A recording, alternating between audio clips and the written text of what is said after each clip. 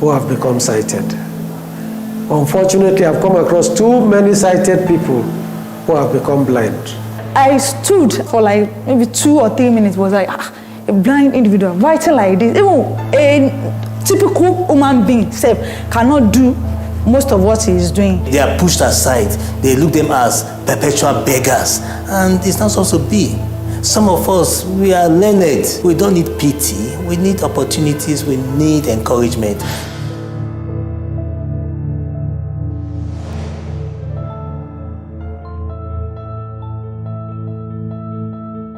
A February 2021 report by the World Health Organization says that globally, 2.2 billion people have a visual impairment.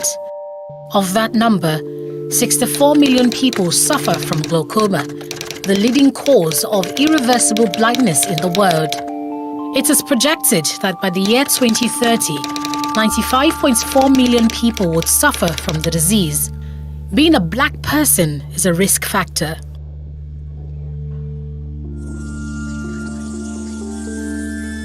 At Ikeja Junior High School, Lagos, Nigeria, there are 55 steps from one end of the hallway to the other. There are 18 steps down the stairwell and 15 steps between classes. Cyril Ojime counted them all because he needed the figures as well as his white cane to find his way around work. It's more than the cost price. Cyril is a 48-year-old visually impaired mathematician. He teaches math here to students with and without hearing disabilities in junior secondary classes 1 to 3.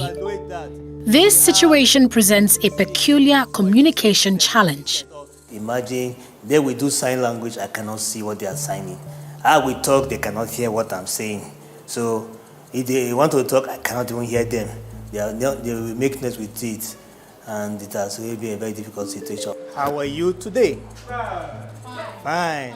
I had to learn a little bit of sign language, and that gladdened their heart. They love seeing me making that effort to communicate with them. Unfortunately, they feel, because I cannot see them back, they feel saddened about it, that I'm not seeing them sign back to me, communicating with me in their own way. Here's where 30-year-old Tawalkat Babatunde comes in. Take note, it's over the cost price, not the selling price. She's a sign language specialist at the school. She works with Cyril to coordinate and communicate math lessons to the class. I'll make sure the class is being arranged. Okay, keep quiet, watch what he's saying, explain. When he's explaining, I'll demonstrate. You do give them classwork and homework. I'll mark it, distribute it to the students.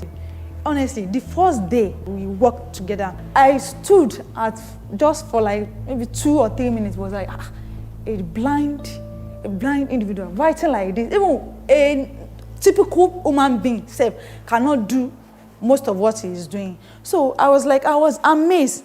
Cyril Ojime is a 1996 graduate of Pure and Applied Mathematics from the University of Ilorin, Kwara State. He's also an award-winning math and further math teacher with experience spanning 11 different schools in 5 states across Nigeria since 1999. Cyril recalls a childhood experience that motivated him to take up teaching as a career. I used to have a math teacher. He would just put some problems on the board and I would just be smiling.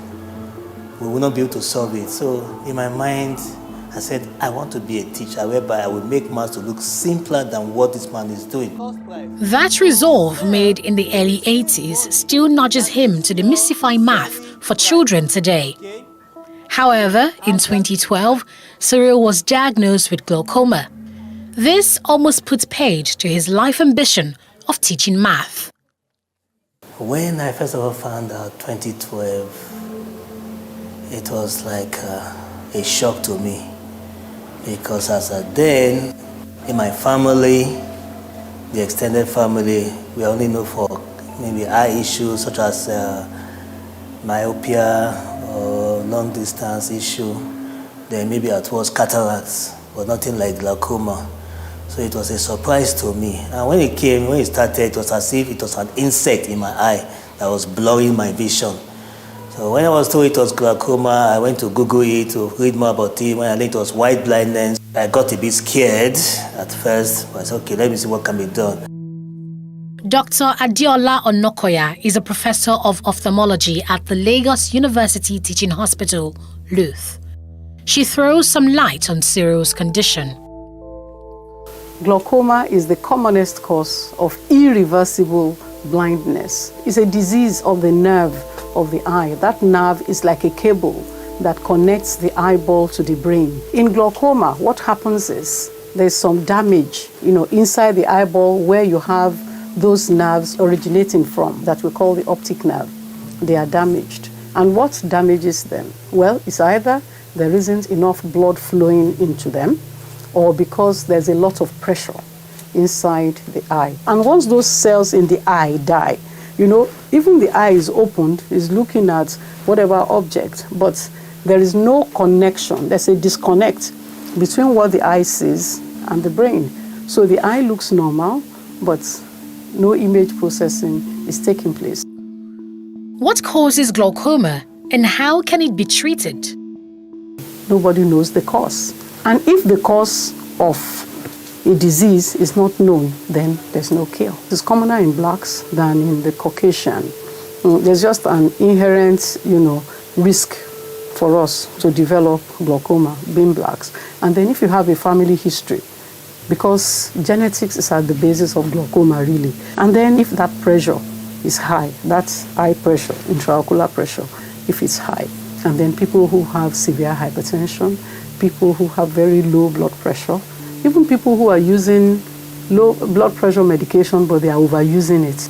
Management of the glaucoma, we can give eye drops. And if the eye drops are not working well, then you may have to go to surgery. It's a lifelong disease. But suffice is to say that once you have lost vision from glaucoma, it is not recovered. Cyril was in the prime of his career when glaucoma struck. He was deputy head of the math department, mathematics coordinator, and was vying to be head of senior school before he began to have challenges with his vision. The new reality devastated him. He began to struggle with tasks that were once easy.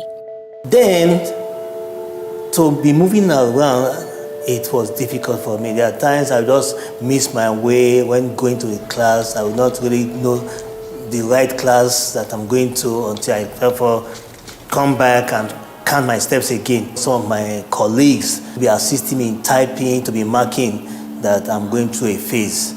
And I thank God for my colleagues then who rallied around me to see that I was not failing. Being a private institution, they were not looking at whether you are going through a phase or whether you are going through a medical situation. There was for you to be effective, no matter what it takes. Be effective. Don't go down. Don't relent in your effort. So I was trying to meet up. He sought medical help in 2012. However, the doctor's strike paralyzed healthcare services for 6 months. In that time, his eyesight worsened. For 6 months, when they were on strike, I could not get medical attention, and that was when the eyes deteriorated. Thereafter, when they called back the strike, it was a bit late. The pressure in the eyes became very high and uncontrollable. Despite eye drops and medication, it just skyrocketed. If the doctors were on ground, I would have been able to get the proper medical attention on time. I would be able to at least know the right eye drops to take to preserve the vision. And I'll be able to at least, if it was not becoming better, at least the doctors would have been able to refer me to LUTH or even to another institution entirely for me to get proper attention. Indeed, the lack of a reliable healthcare system in Nigeria does jeopardize the health of citizens. Additionally, glaucoma does not show symptoms. Therefore, Cyril only began to have signs of visual impairment in the advanced stages of the disease. We usually advise that we should get our eyes tested regularly. Once you are above the age of 35, you should make it a point of duty to get your eyes examined once in 2 years. But if you have a family member who suffers from glaucoma, or you have a family member who is blind, you don't know why, you should check your eyes for glaucoma. So regular eye examination is the way to detect it at the very early stage. And once it is detected, treatment is started, and we can then slow down that rate of progression. As Cyril's eyesight was deteriorating, his work at Olashere Grammar School in Osun State was failing. In March 2015, he made a decision he never imagined he would take in his early 30s. Cyril Ojemen resigned. I had to meet the HOD, my supervisor, that look, I cannot continue like this, that I don't want to be a burden to the students, members of staff, and especially my immediate colleagues. It's best for me to quit while the ovation was still loud. Nothing prepared him for the challenges ahead. He was about to face trying times due to a deteriorating vision and a lack of steady income. 2016 to 2018, I will call those 2 years the worst period of my life. Number one, I stopped going out. 2, feeding myself, my family became difficult. 3, paying for children's school fees stopped. After exhausting my gratuity, nothing was coming in, a lot of expenditure came in, no income. So everything was just dry. And I felt for my children because it was something they never expected, never wanted to experience. My wife did all she could to support, but it was all to no avail. She became more or less like a beggar, asking people around for assistance. Myself, I started calling people, calling my brothers, calling those that I know, those who I don't know, to see what they can do to help me out. I got almost to a stage of depression, but my wife and my children, they stood by me, they encouraged me that it's not over. Just when the night got darkest, some lights shone through. Cyril got to know of the Federal Nigeria Society for the Blind at Kappa Oshodi. It's a special rehabilitation center for the blind. He didn't have the funds to enroll for the vocational training course. His friends and family began an online campaign to crowdfund his rehabilitation. The help started with my classmates, Federal Government College Kano classmates. They came in. At first, they helped with the surgery, but after a while, they stepped back to take care of their own personal issues. But by the time I now raised the voice again in the wilderness to say, please, I need help, they came again, sent 1 or 2 things just to keep body and soul together. My elder brother came in, then ex-students, those that I taught, came in as well, and they rallied around, helped me out until I graduated. With his fees paid, he began a 1-year process to rehabilitate for his new life. I did braille reading and writing, did rehabilitation and mobility. Mobility is by means of how you move around without being aided with the use of a white cane. This is a white cane. It's a white cane. You just put it on the ground and you just be feeling around. It guides one, a visually impaired person, to move around freely without any fear of falling down. Then I learned how to operate the computer using keystrokes. My students from Ikeja Junior High School. E4, 40, E4. So I'm going through their scores. Gradually, I started getting used again to the laptop, something I felt I could not do again. And what really helped me was the application that was installed in the computer. It's called JAWS, Job Access with Speech. On the phone, we have what we call TalkBack. So that is the way we started using handset and the computer in general.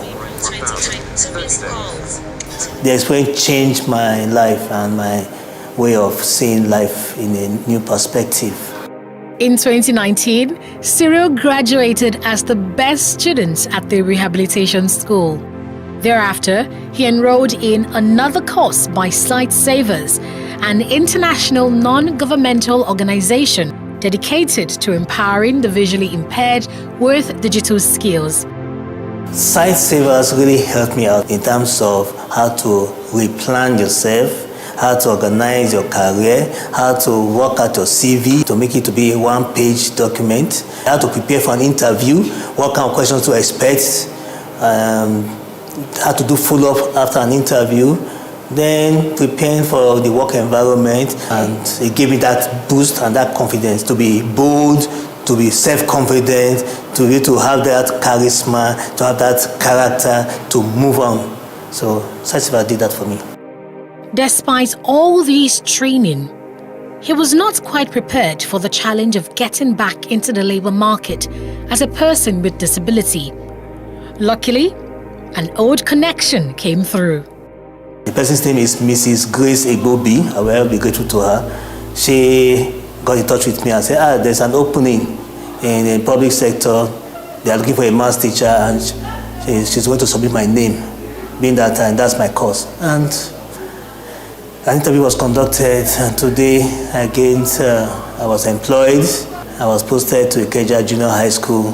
When I first of all met the principal, Mr. Safiu, he said he's not going to reject me because he sees in me something that will be of benefit to the school. He gave me a brief interview in my office, and he told me that he will be able to handle mathematics skillfully. So I said, let me give him a try. And since then, I've been watching him. And what I noticed about him is that he has great passion for this job. You will never see him coming late to work. He's always front in the class, and he does the work with passion. I'm happy his decision of accepting me is paying dividends now. And ever since I stepped in here, I've been putting my best, and I believe the best is still yet to come. Just when he thought getting a job was hard enough, commuting to and from work as a visually impaired man became a tough road to travel. When I leave the compound, I stay at the gate side. The person that do help us at times, he comes in, he will take me to the bus stop. I will enter a bus going to Oshodi.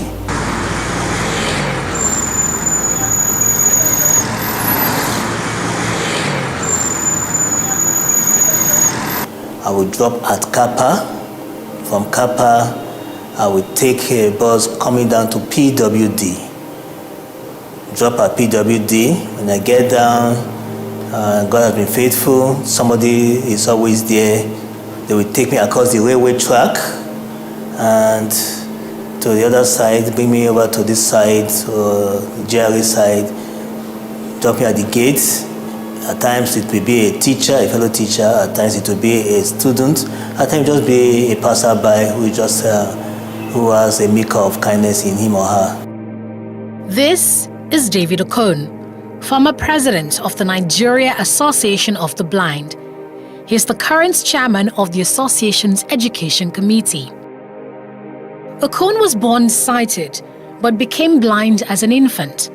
Like Cyril, he had a hard time securing a job despite his skills and education.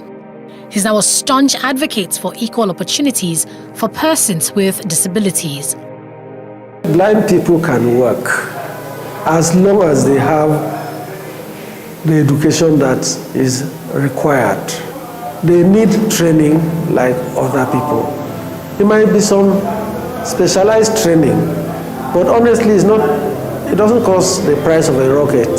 They need equipment that will make them function appropriately. That might cost a little more than what you give. But every employer should think this way. Okon also analyzes the role that the Nigerian society has played in perpetuating the belief that persons with disabilities are outcast. The society is yet to come to terms with the fact that a blind person or a person with disability is a member of the society. Or they see him as that lesser being. You can even hear things like, this handsome man or this beautiful girl or lady is blind. That is just nothing but pity. But are they ready to see you as an equal stakeholder in the society, in the organization, in the workplace, in the school environment, even in the church? The answer is not in the affirmative for now. A blind person would have ordinarily not been so disadvantaged if the society was more enabled. The environment, the road networks was not built with me in mind. And even when the government even did some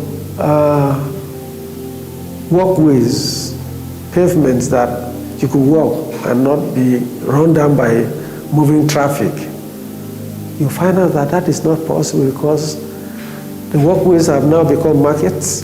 The bike owners, ones we call Okada, park their bikes on top there. And so I now it would then be as if I'm more handicapped than I should be. Drawing from his personal experience with disability discrimination, Cyril makes a passionate plea for an inclusive society. Those who have physical disabilities, they are pushed aside. They look them as perpetual beggars. And it's not supposed to be. Some of us, we are learned. We don't need pity. We need opportunities. We need encouragement. Those who are lacking education, they need to go to school. Those who need employment, they need to get employment. Those who need to even start their own crafts and their own little business, they need such help. Every 6 minutes, someone is told they're going blind. Leading medical journal Lancet Global Health projects that global blindness will triple by 2050 to 115 million. Okon speaks to these figures as he calls for a paradigm shift in how society views and treats persons with disabilities. I have not come across a blind person who have become sighted. Unfortunately, I've come across too many sighted people who have become blind. The question then is, why don't you think of making the society a better place? In case it will be that person you know, or even you, because there is nothing that says that it cannot be you tomorrow. So that will not join us in the cry and lamentations that we're going through. In January 2019, President Muhammadu Buhari signed the Discrimination Against Persons with Disabilities Prohibition Act. The act criminalizes discrimination against persons with disabilities and requires all public organizations to reserve at least 5% of employment opportunities for these persons. But that law has the challenge of enforcement.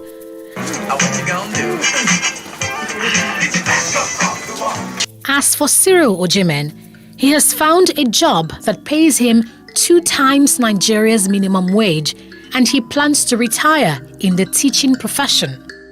However, many other PWDs are not as lucky. They can be found on the streets, begging for alms to survive, or locked up in homes, hidden by their families for fear of discrimination.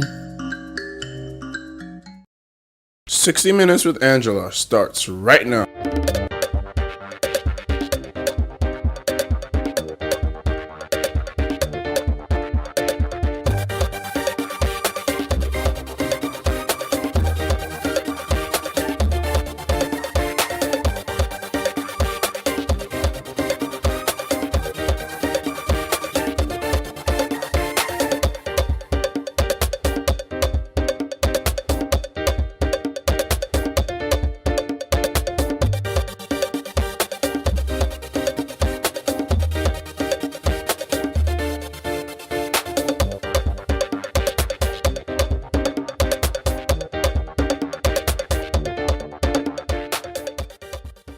Since her appointment as Executive Secretary of PITAD, that's the Pension Transitional Arrangement Directorate, on the 6th of October 2016 till she left office on the 20th of August 2019, my guest today has served Nigeria and President Buhari's administration in 2 further capacities. She was appointed Minister of State for the Environment on the 21st of August 2019 and subsequently the Minister of State for Niger Delta Affairs.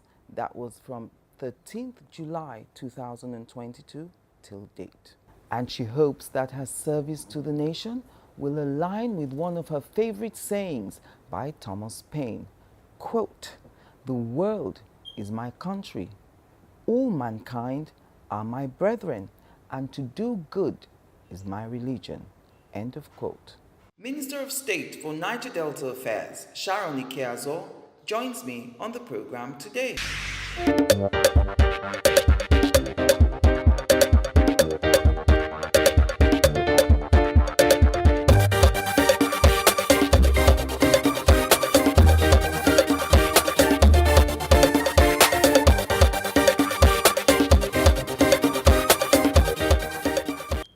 Well, thank you very much for speaking with me today. I wanted us to start, where you started as the Executive Secretary of PITA, that's Pension Transitional Arrangement Directorate. I wonder if you know how people miss you in PITA. Many of the pensioners think that the president was wrong to remove you from there, even when you try to rationalize with them and say, moving from there as Executive Secretary to Minister of State was a kind of promotion. They were not having it. So I wonder if you know how much you are missed in that place. I actually do, because I'm still in touch with every pensioner. Wow. Because even when I moved to Ministry of Environment, Yes. the environment affects the pensioners. Right. So I was in touch with them. And I assured them that I had left a strong institution behind. So all the changes that we had made and the improvements we had made Yes. would continue. And I'm glad PITAD has continued without me there. Yes. Okay, so tell me what you would consider to be 3 major things that you achieved in PITAD that turned around the way we administer pensions in this country. Okay. Let me explain to you. Under PITAD, the pension scheme that we run is the defined benefit scheme, while PENCOM runs the new pension scheme, Right. which is a contributory pension scheme. Right. So this old defined pension scheme had been fraught with a lot of fraud. I mean, you're a media person. Yes. You know the outcry from pensioners. So what we did was to revitalize the whole system, digitize it, clean it up, and restore hope in the pension system, and also restore hope, restore confidence and trust in government by the people. And how did we do this? We started with the pensioner engagements in the 6 geopolitical zones, Right. and we got to know what their issues were. Okay, before you came in, I understand that only one geopolitical zone, I think the Northwest. Northwest, yes, I'm captured. getting to that, yes. Yes. So we now started the verification of the other 5 geopolitical zones.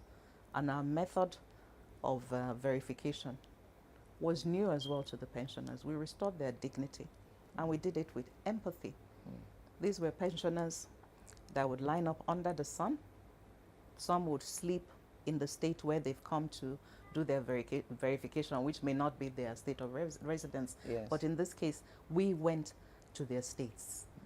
And in those states, we rented halls, air-conditioned halls. We gave them water, and we served them lunch for verification.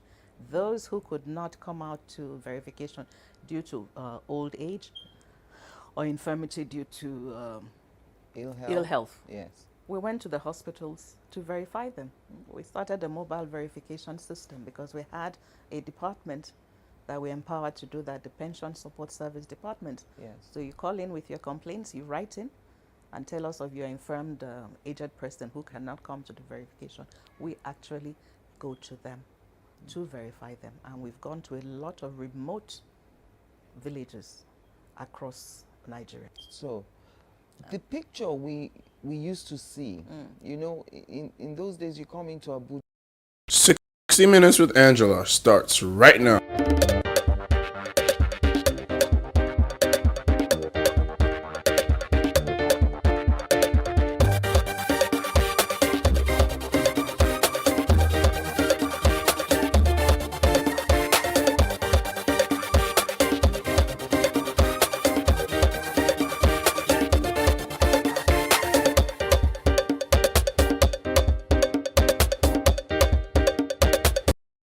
"60 Minutes with Angela" starts right now.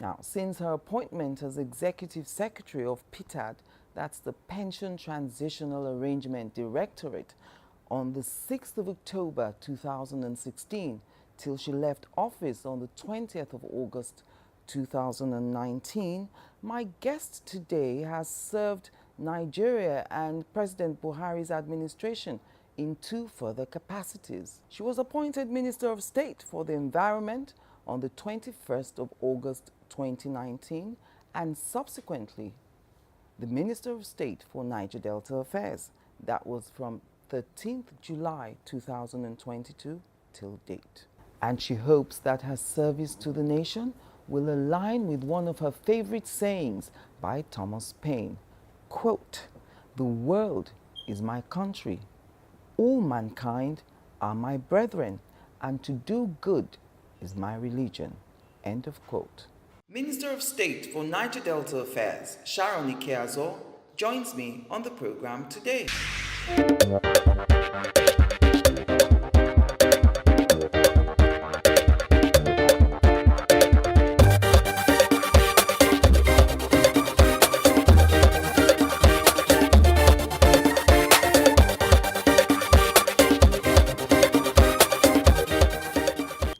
Well, thank you very much for speaking with me today. I wanted us to start, where you started as Executive Secretary of PITA, that's Pension Transitional Arrangement Directorate.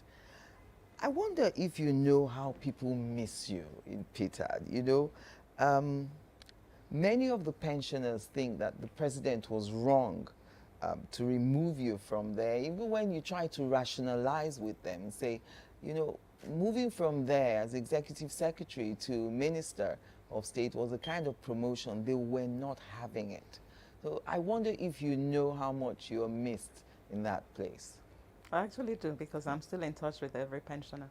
Wow. Because even when I moved to Ministry of Environment, Yes. the environment affects the pensioners. Right. So I was in touch with them. And I assured them that I had left a strong institution behind. So all the changes that we had made and the improvements we had made Yes. would continue. And I'm glad PITAD has continued without me there. Yes. Okay, so tell me what you would consider to be 3 major things that you achieved in PITAD that turned around the way we administer pensions in this country. Okay. Let me explain to you. Under PITAD, the pension scheme that we run is the defined benefit scheme, while PENCOM runs the new pension scheme, Right. which is the contributory pension scheme. Right. So this old defined pension scheme had been fraught with a lot of fraud. I mean, you're a media person. Yes. You know the outcry from pensioners. So what we did was to revitalize the whole system, digitize it, clean it up, and restore hope in the pension system, and also restore hope, restore confidence and trust in government by the people. And how did we do this? we started with the pensioner engagements in the 6 geopolitical zones. Right. And we got to know what their issues were. Okay, before you came in, I understand that only one geopolitical zone, I think the Northwest. Northwest, yes, I'm captured. getting to that, yes. Yes. So we now started the verification of the other 5 geopolitical zones. And our method of verification was new as well to the pensioners. We restored their dignity, and we did it with empathy. These were pensioners that would line up under the sun. Some would sleep in the state where they've come to do their verification, which may not be their state of residence. Yes. But in this case, we went to their states. And in those states, we rented halls, air-conditioned halls. We gave them water, and we served them lunch for verification. Those who could not come out to verification due to old age or infirmity due to ill health, Yes. we went to the hospitals to verify them. We started a mobile verification system because we had a department that we empowered to do that, the Pension Support Service Department. Yes. So you call in with your complaints, you write in, and tell us of your infirmed aged person who cannot come to the verification. We actually go to them to verify them. And we've gone to a lot of remote villages across Nigeria. So, the picture we used to see, you know, in those days you come into Abuja or some of the states, you see people, pensioners is gathered somewhere, and they're there under, come rain, come shine, you know, exposed to the elements. We don't see that again. No, we eliminated all of that because we have built that trust that do not come to us, we will come to you. And we had a call center where they could call in as well through the phones. Right. So that's one of the things we achieved, that verification. Then the second one was the digitization of the system and the elimination of fraud. So you could not have multiple pension registrations. You know, we had cases of where people will bring in fraudulent documents Yes. and be registered, claiming pensions. Yes. Yes. And we were using, and also we were using the government integrated information system, GIFMIS, financial system, GIFMIS. Yes. So these payments were now being made directly To to the the pensioners' accounts. And BVN helped as well, because with that BVN, we cleaned up the inherited pension data that we had. And we found multiple accounts for one pensioner. So all this we eliminated so that the rightful beneficiaries would receive their pensions. Yes. And that has been running extremely well. The third one was to do with the staff of PITAD. When I came in, a lot of the staff had not been confirmed. So they When you say confirmed, their appointments. they were appointed, but their Yes. appointments were not confirmed because they hadn't gone through the civil service processes. So we now went about that, where we had a staff audit, had exams for the staff to get their promotions done, and those that were not confirmed were now confirmed. Yes. And through that as well, we eliminated a number of fraudulent staff that shouldn't have been there. Then also the standard operating procedure for the agency wasn't in place. So we put this in place as well. So PITAD has a standard operating procedure, and the staff were all confirmed and have their career progression. So they were very comfortable and happy working with PITAD, and we're now more dedicated to their job. Yes, apart from the staff, we also had the Anti-Corruption Transparency Unit in PITAD. Because I know that I think a few of the members of staff were prosecuted for trying to have one-up over some of the pensioners. Yes, with the information they had, they were now trying to demand money from pensioners. So we had an aggressive campaign with the pensioners that pension payment is free. Do not pay money to any staff. Then even in PITAD, we had staff from the Accountant General's office, the Auditor General's office in there as well. And I remember we prosecuted one of them, that we proved a case of him demanding money for pension payment and receiving money as well. So demand and receiving. All right. So You know, we've always had stories about how people wait in vain for their pensions, they die, and you know, even the next of kin don't get any pensions. What groups of people were you able to satisfy in that respect? You know, people who had lost hope that they would ever get their pensions. I'll give you one example. There was an elderly man who had worked under the government of Sardauna. Sardauna? Yes, that was how late it was.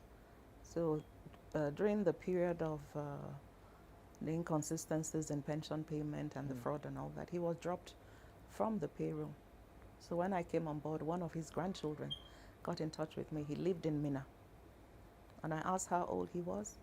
This man was in his 90s. So luckily, I had made it clear to the Pension Support Service, our priority are those from 80 and above, so we do not waste time. Yes. So I got a team together for them to go to Minna to verify him. I gave the instruction on a Monday. Tuesday morning, I asked if they had gone. They said, oh no, ma, they were waiting for their payments, their, travel allowance and all that. I said, no, this is not the time for travel allowances and all that. If you have to go, you can take my car and drive straight to this man and get him verified.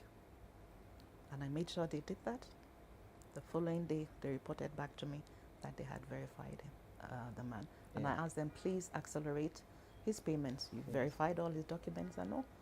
And luckily, for me, this payment was made before the man died, few months after this man died. And I called the same staff that went for verification. I say, you see what the cost of delay would have been? This man would have died without receiving his pension. Though by the time he received his pensions, he wasn't speaking anymore due to stroke and infirmity and all that. But his family said to me, the joy in his eyes. That his country hadn't forgotten him. Hadn't forgotten him when they showed him that alert on his phone that these are his accumulated pensions. So to me, that was one of the most satisfying jobs I've ever had in my life. And the Biafra soldiers as well. Okay, these are, we call them the war-affected police officers. Right. You know, after the war, the policemen, war-affected police officers actually, AWAPO. After the war, there were policemen who were on the other side and the military who were on the other side. Though PITAD didn't handle military pensions, we handled police pensions. We have a department of police pensions. And they had been agitating for their pensions 50 years after the war. And there was a no victor, no vanquish. No vanquish, that was what policy. That was what General Gawan came up with. Were they being punished? They were not being punished. I would just say bureaucracy and prioritization of areas that we administer. Yes. And again, I've always believed that in governance there must be empathy. It's key. Every policy we come up with there must be empathy. Yes. Because this affects the lives of our people. So they made a presentation to me, and I wrote to the President Muhammadu Buhari. Yes. And he approved for us to put them on the payroll. This was a major milestone. The joy on the faces of these elderly men and women.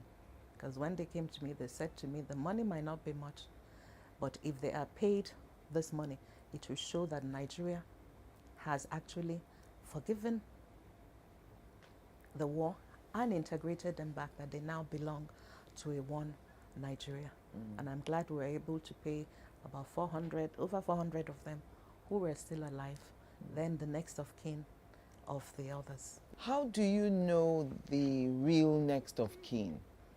When people... Usually when people register for pensions, yes. Like if you go to the bank or you're registering for anything, they usually ask you for your next of kin. Okay. So it's on there, and it's those next of kin that notify us of the death of the person. Okay, so the next of kin normally would get the pension if the person has passed on. Yes, when the person has passed on, we take the person off the payroll.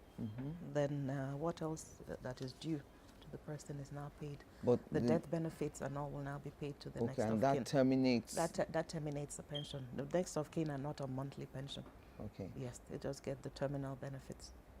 What is the essential difference between what you did or what Peter does and what PENCOM does? What Peter does is that the defined benefit scheme, the federal government bears the whole of the pension payment. What PENCOM does, contributory, they deduct from wages.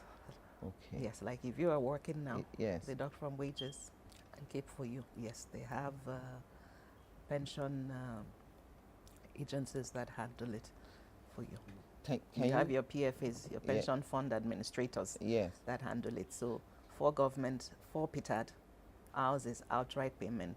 Government bears the burden of all that. That is why PITAD is called transitionary, because everyone will now transit. When the last pensioner dies in PITAD, contributory pension, yes, through the Pension Reform Act, that was the... You can't claim the two, can you? You cannot claim the two. Fraud. That is why verification is key. Verification is key, and having a clean, authenticated database is key. And this is one of the major things that PITAD achieved, having a clean, authenticated database with backup. One of the things that caught my attention was the fact that during some of the verification, I actually saw you on the field, you know, verifying some of the pensioners. I thought, you know, you'd be in your office and the field staff would be doing that. No, any chief executive who is not out in the field with their staff, encouraging them and supporting them, is not worth his assault. And you verified people in hospitals as well? Oh yes, that was a mobile verification. Most of that I enjoyed leading, to go with them to the hospital to verify them, to save their families from carrying them out in stretchers, which was what was happening in the past. Before. Yes, and they losing their dignity, you know. Some come with urine bags and all that. And all that. Stuff. And we said, no, we have to restore the dignity of our pensioners, and I'm glad we did. Were you happy to leave, Peter? I would say pensions, that, you know, you're just as passionate. It's not just pensions. I knew nothing about pension before I went in. Yeah. I'm just passionate about fighting injustice in any form. So the same way I was passionate about doing the right thing at PITAD, it was the same way I went into environment. And the same way you've come into Niger Delta? The same way I've come into Niger Delta. Yes. Right, so we move on from PITAD. You served there from 2016 to 2019, and then when President Muhammadu Buhari won a second term, you were now appointed Minister of State for the Environment. You resumed there 21st of August 2019. Yes. Now, do you ever get a feeling or feedback from Nigerians who feel that these issues of the environment, you know, our misuse of it or our abuse of the environment is not their concern? As we say locally here, wetin concern me with climate? Yeah, I do get your feedback, because I'm a people's person, so I'm always out on the street and on Twitter, and I engage a lot with the youth. Yes. And then, of course, my network of pensioners, I engage with them. At first, the word climate change sounded very strange and far removed from them. But when they started seeing off-season flooding, off-season rain, the drought and all, majority of our people live in the rural areas and they depend on the land. They've seen changes in the land that is now affecting their yield from agriculture. Then I realized this must be what we're talking about, that is climate change. Yes. So they are very, very aware of it. And I'm proud of our Nigerian youth who have formed themselves into pressure groups, NGOs, and they're working with the local people on how to adapt and mitigate the effects of climate change. Yes. And government has been proactive. The Ministry of Environment has been proactive as well through majority of our agencies, like the Forestry Department, the Flood Control, Erosion and Flood Control departments. They have been working closely with the people, educating our people that climate change is just not a foreign thing. It's a global thing. It affects everyone. and we have seen it clearly. So there's a general acceptance of it. But you've had to kind of localize the aspects of climate change that affect us. Yes. You know, not everything that happens, for instance, in Europe, you know, is the same thing that is not the same thing that happens here. No, but funny enough, when you're talking about what affects Europe, you find that Africa, we in Africa, the Yes. global south, suffers the impacts of climate change more than Europe. How? Drought. From the northern parts of Nigeria, Yes. you can see it's arid land. Then all of a sudden, you're getting floods. These are things that we're not used to. Yes. Then in the south, we start getting less rain and the land drying up. Bodies of water reducing. Bodies of water reducing. So our people are very much aware that this thing is local as well as being global. So the agitation now is, how does government help them to adapt? How does government help them to mitigate against those things? So that is where the Climate Change Act comes in. And that is a very proud moment for Nigeria. And it's one of the things the president will be remembered for forever. When he leaves office. When he leaves office, he will never be forgotten for that singular act of signing the climate change bill into law. We'll take our first break now. When we come back, we'll start from that point. Why was it so important that the president signed the climate change bill? So join us again after the break.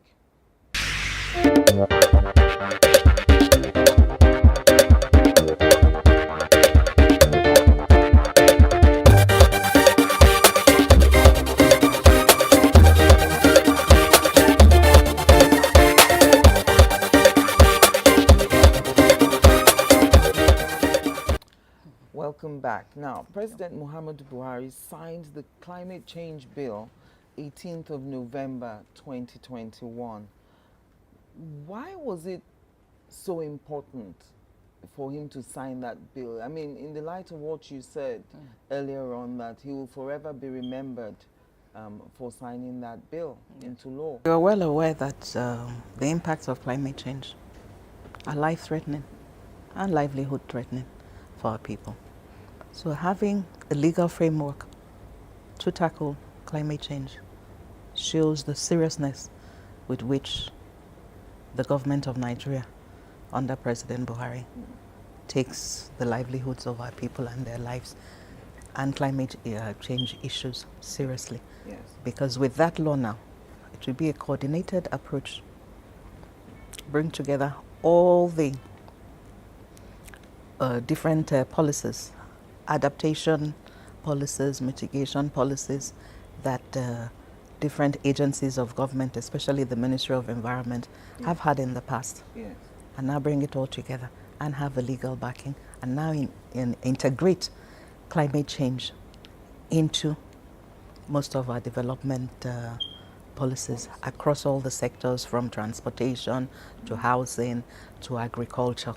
So and of course there's environment. no sector now that has any excuse to not recognize and integrate, Yes. you know, those kind of mitigating policies Policy into and adaptation, yes, into it. I mean, majority of them are all part of the Climate Change Council, which the president recently inaugurated, and that's another major milestone. He chairs that And he chairs that council, and after him, the next president will chair that council. So we are now assured of an integrated approach in tackling climate change issues in Nigeria, and we hope it will translate into budgeting for climate change, and not just climate change as well, budgeting for biodiversity restoration. Okay, and that brings me to the word biodiversity. I hear that word from you a lot. You use that word a lot. What does it actually connote?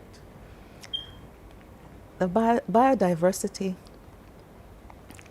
is makes up our ecosystem, the air we breathe, the plant and fauna.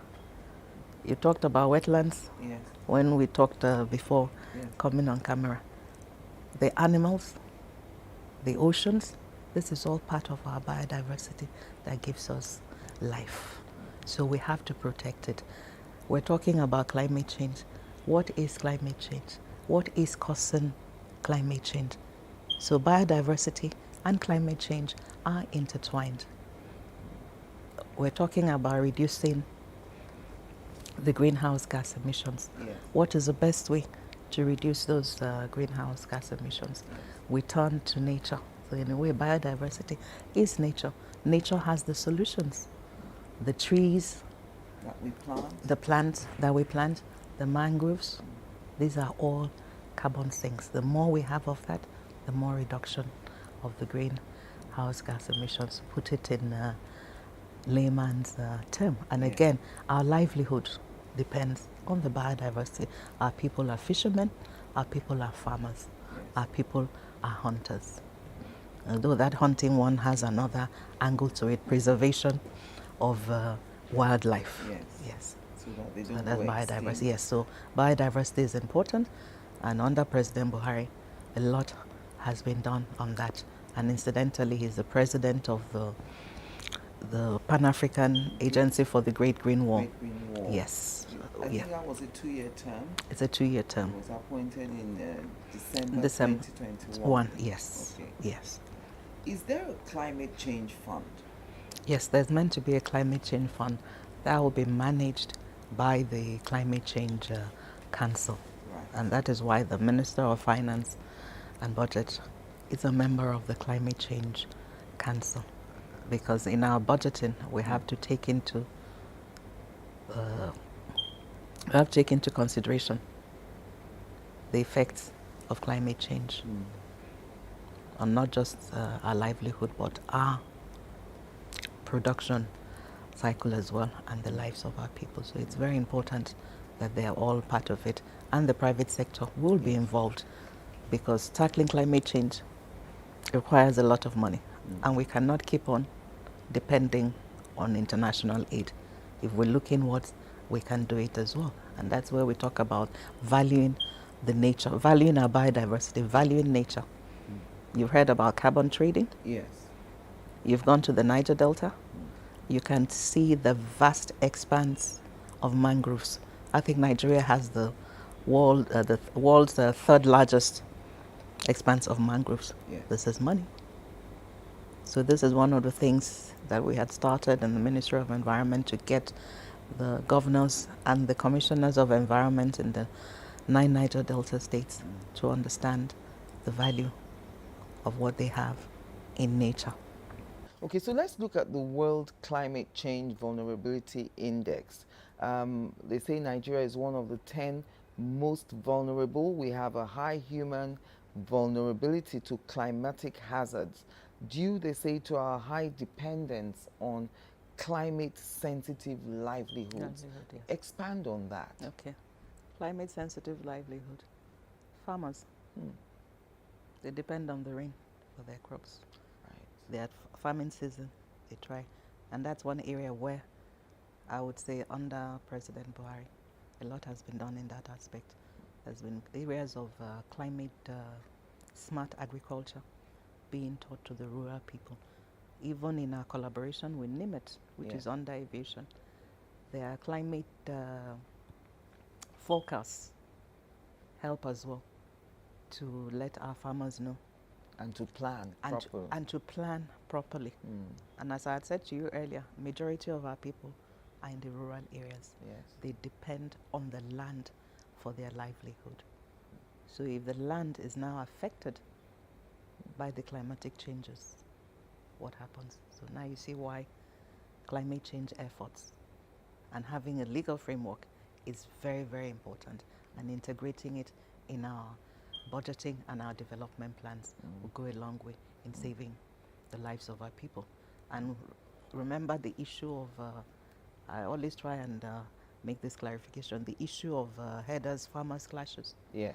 The cattle are moving, looking for water and better grass, and now trampling on People's farms. People's farms. I remember when I was in Pitad, driving for verification, I think from Gongola, see me saying Gongola, I keep on from Taraba. Yes.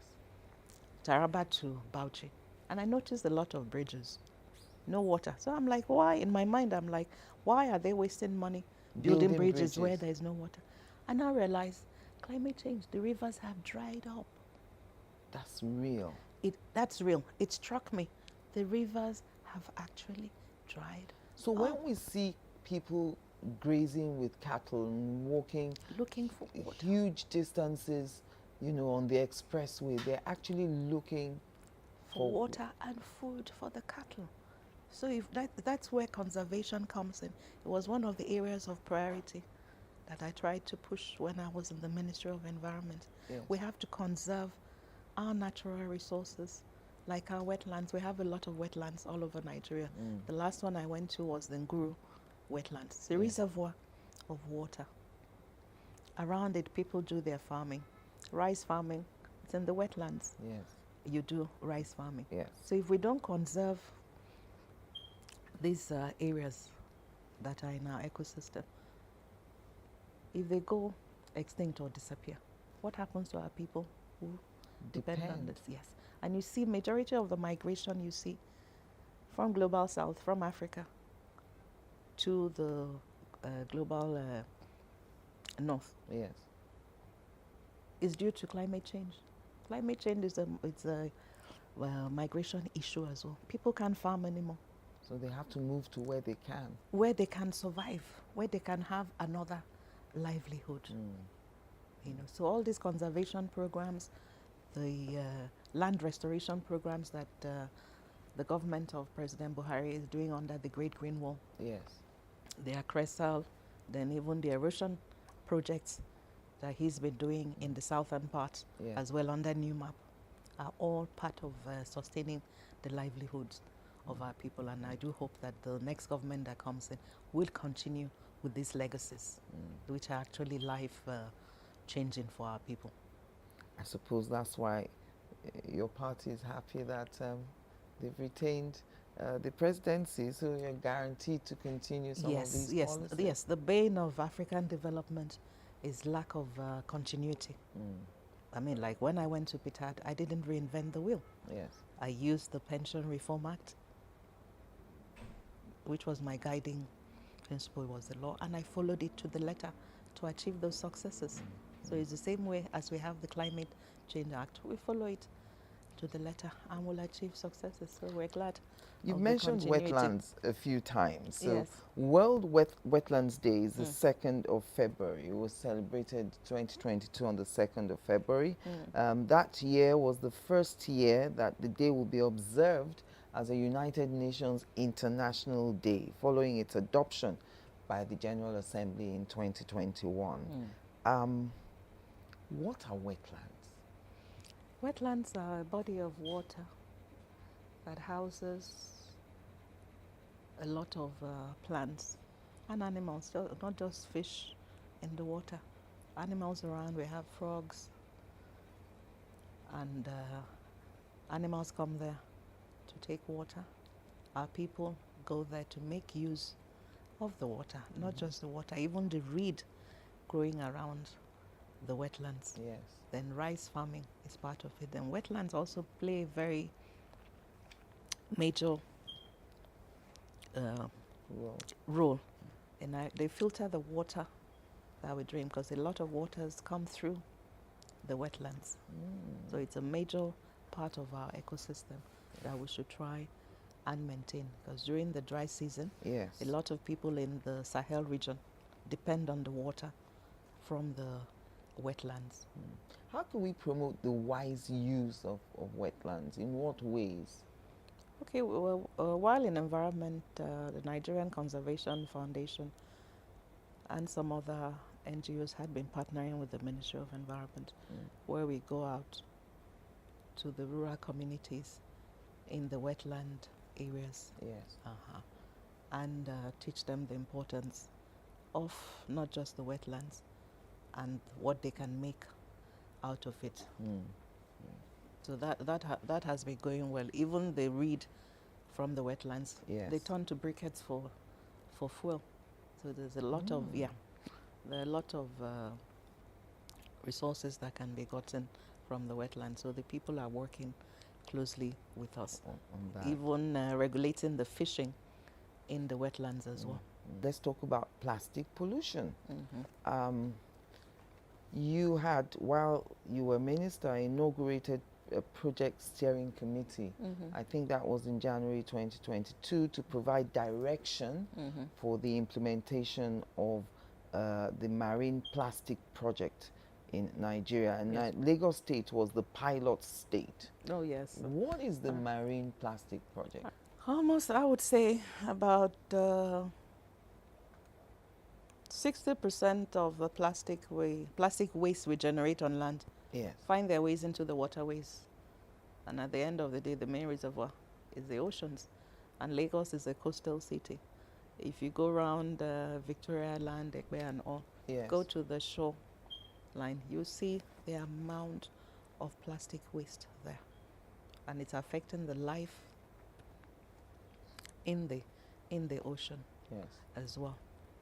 Affecting boats that have engines, the small fishermen boats that have engines. Our fishermen can't get fish because of the pollution. So it was a project we initiated with the World Bank.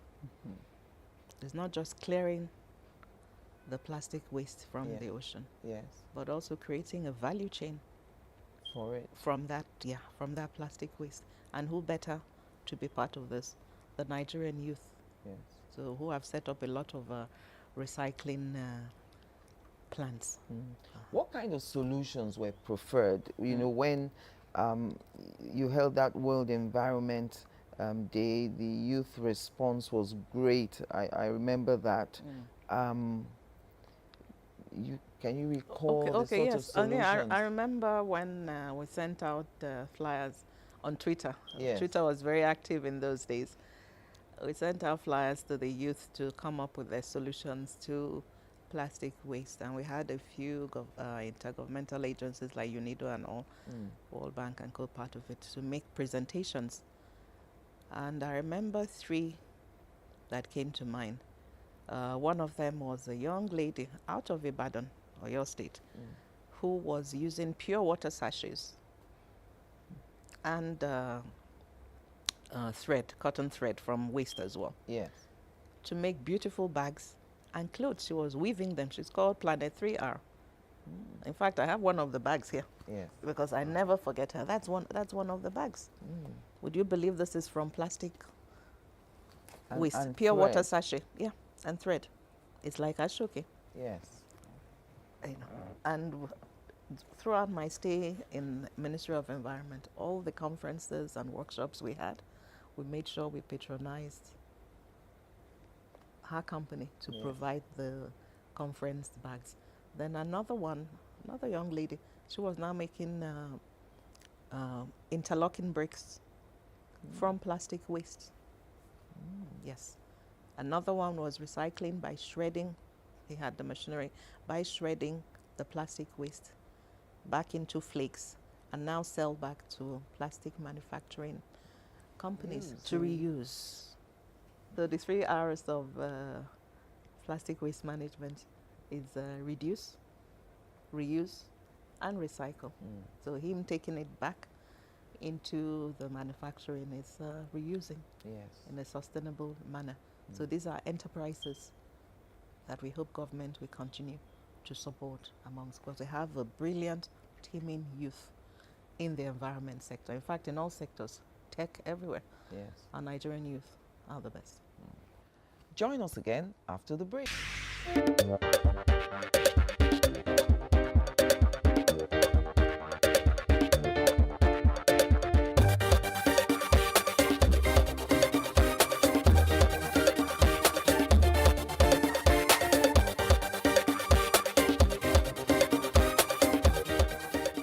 And welcome back. Now let's talk about this habit we have where we want to eat everything that washes ashore. You know, whether it's manatees or turtles or beached whales. It shows that there's so much more to do to educate our people especially when they are consuming dead wildlife, not wildlife that they've actually killed or slaughtered to eat. What was the strategy there? How do you stop us from converting everything into pepper soup? Like I've always said, in that battle to combat wildlife, it was another priority area Yes. for me in our bid to protect our biodiversity. We'll have to provide alternative livelihood for our people. I mean, the incident of manatee you saw. Yes. Usually people will just That's catch those food. things. It's food. Yes. And slaughter it without us knowing. But because of our awareness creation, they now realize that these animals are meant to be protected. So when a fisherman caught one, which was meant for sale or consumption, Yes. they now alerted our staff. We have a Nigerian Environmental Protection Agency, NESRIA, Yes. contacted that agency, and the field officers got in touch with Institute of Oceanography. This actually happened in Lagos, I think, Ekpe area. Yes, in the Ekpe area. And they now went and retrieved the animal, explained to the people the importance of it, and put it back. But like I say, beyond educating them, what is the alternative for them? So that is where government, not just federal, state as well, needs to work closely with conservation agencies, Yes. governmental and non-governmental, to put hands together to create life. For instance, aquaculture is another area that we could use for alternative livelihood. Farm their own fish, farm their own whatever species of fish. Some have started with snail farming. These are some of the projects that had been done. Snail farming, grass cutter rearing as well. Oysters. Oyster farming, that brings us back to our mangroves, which is very important for oyster. Oyster grows more in the mangrove areas. So as our mangrove is depleting, Yes. Oysters are depleting. are depleting as well. Yes.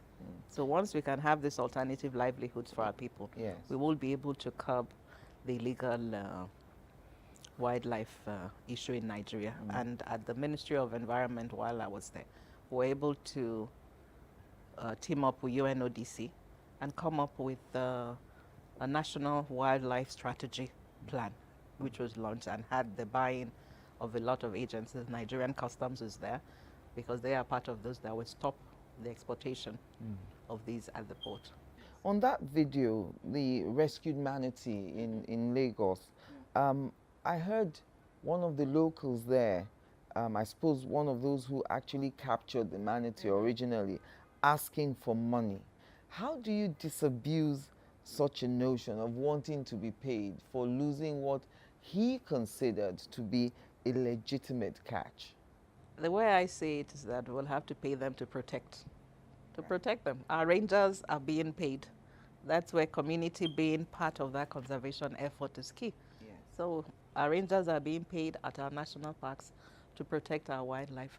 So we should have community-based ones as well, Yes. that will be paid to make sure. protect, yes, to protect our wildlife, because we have to understand the level of poverty in the rural areas as well. So every conservation effort has to be community-based. They must have the buy-in of the local community. And the pangolin, you spoke passionately about that It's when you another were, one that's almost going extinct. Which is so sad. but it has, they say, much touted medicinal properties. In spite of it being a source of some diseases we find like coronavirus. It's not us in Nigeria that know or talk about the medicinal values. It's China. That's the main culprit. But we eat pangolins here. It's all part of the bushmeat consumption in Nigeria. That So the bushmeat is awareness, any animal, in any the animal bush. that is in the wild, it's like game meat, that is in the wild. That's why I said for us to be able to stop it, we Yes. must give them the alternative. The pangolin awareness has caught on. So that is where my key is, that we must you take something from them, you must give them back in return. So there must be alternative livelihood, animal husbandry, fisheries.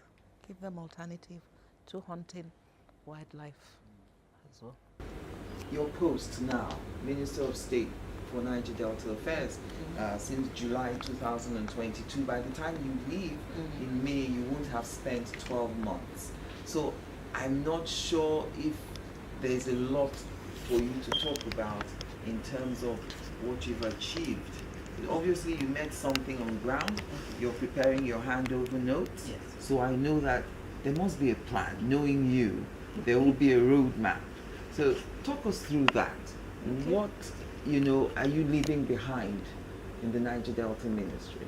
Okay. In the Niger Delta Ministry, as the Minister of State, I just had 2 departments reporting to me. That was my area of oversight, should I call it, or supervision.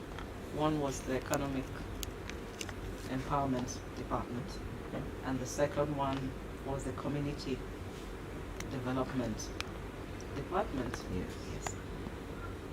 And of course, I came in with my experience. Your PTAD and environment. Yes, PTAD and Ministry of Environment. Yes. And the usual passion and empathy for our people. You come to community empowerment development department, what does the community need? So we've gone out to see what had been done before. One of the ones I went to see recently was in the Egbema or Haji local government of Imo State, which is the oil producing area. And we have a lot of youth restiveness there. It was a huge skills acquisition center, for training of the youths there in alternative livelihoods, which was key. And I've asked that they continue with that. In fact, they're working out their work plan for 2023. Then for the empowerment one, the same thing, skills acquisition, skills training for both the youth and the women. Then at the end of the trainings, they're given farm tools, light tillers. I was going to say, is there a kind of starter pack? Yes, there are starter packs, right. Farm tools, tillers and all, for them to continue with what they have learned from these areas. And of course we came up with, I could never leave issues of environment. Yes. We came up with the Niger Delta Climate Change Strategy Plan, because the whole of Niger Delta is based on our coastal region, and we have a lot of coastal erosion and flooding. So I hope that will be implemented as the new ministers coming. Well, thank you very much for speaking with me today and spending an hour with me. Thank you so much for coming. And thank you for watching. I'm Angela Ajetumobi. Audio Jungle.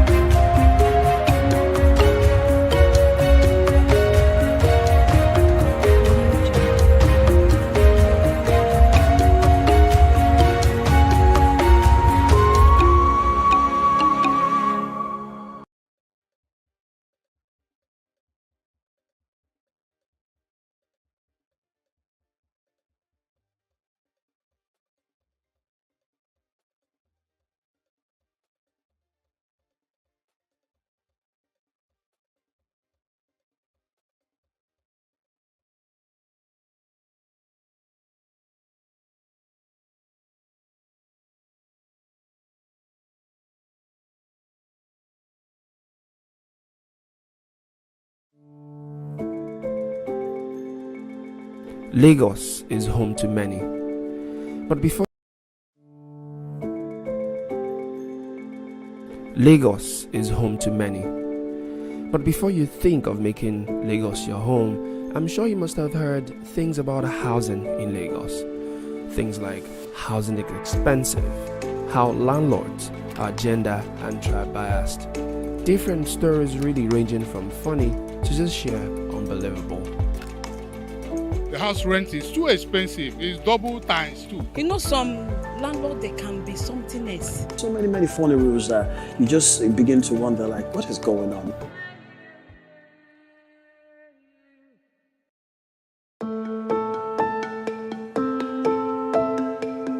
My name is Akunna Iyama, and my experience is quite, what will I say? I don't even know how to explain it. It was quite interesting. Let me just use the word, to say the least. As a matter of fact, it was also pretty annoying, and I had to start saying in 2022, I'm surprised that people still have like this mindset. Housing in Lagos is, I would say, divided into different categories. Like they have the eyebrow area, you have the should I say. I don't know, maybe shanties or trenches or, whichever way you want to describe it. But I think if you have the right set of, the amount of money, you know where to stay. And if you're struggling, you know where to stay. And if you don't really have, you know where to stay. So Lagos, I commend it to everybody. But at the long run, it is expensive, whichever category you pick. When looking for an apartment in Lagos, you have to dira, like the Yoruba will say. You have to be very, very intelligent.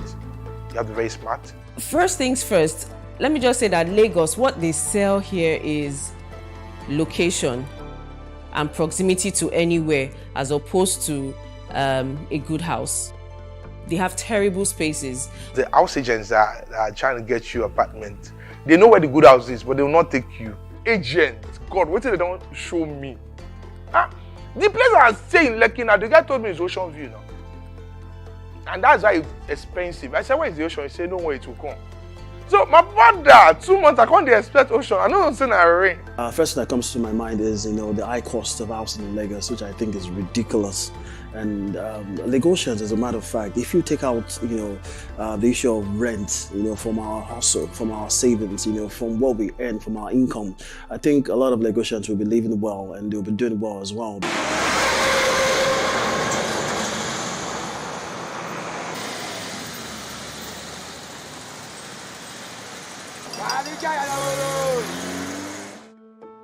The house rent is too expensive. It's double times two. I'm not blaming the landlord. The materials are too expensive. Materials are too expensive. The house we are paying for 100,000 now is 200,000-300,000. Landlord themselves are human beings. The cost of all the materials very, very expensive these days. And what would you expect if you have to be in their shoes? You surely increase the what is it called? The rents. Yeah, make an even like give now.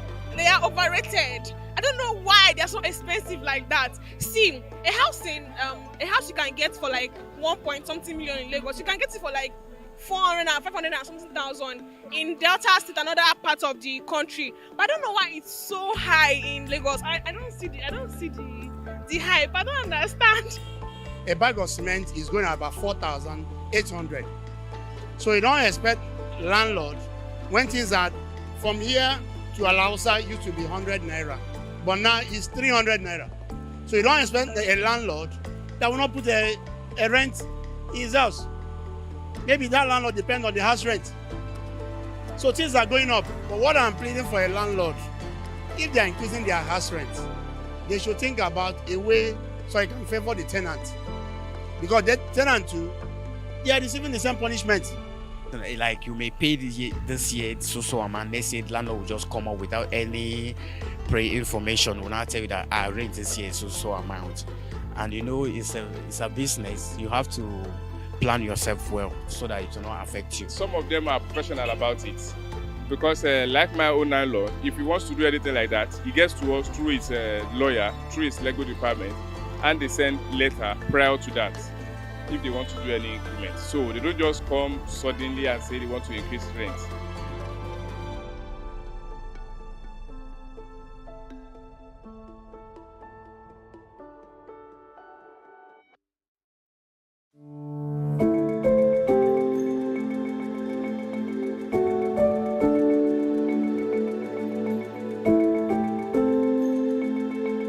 some Lagos landlords are quite tribalistic, and they are particularly tribalistic towards Igbo people.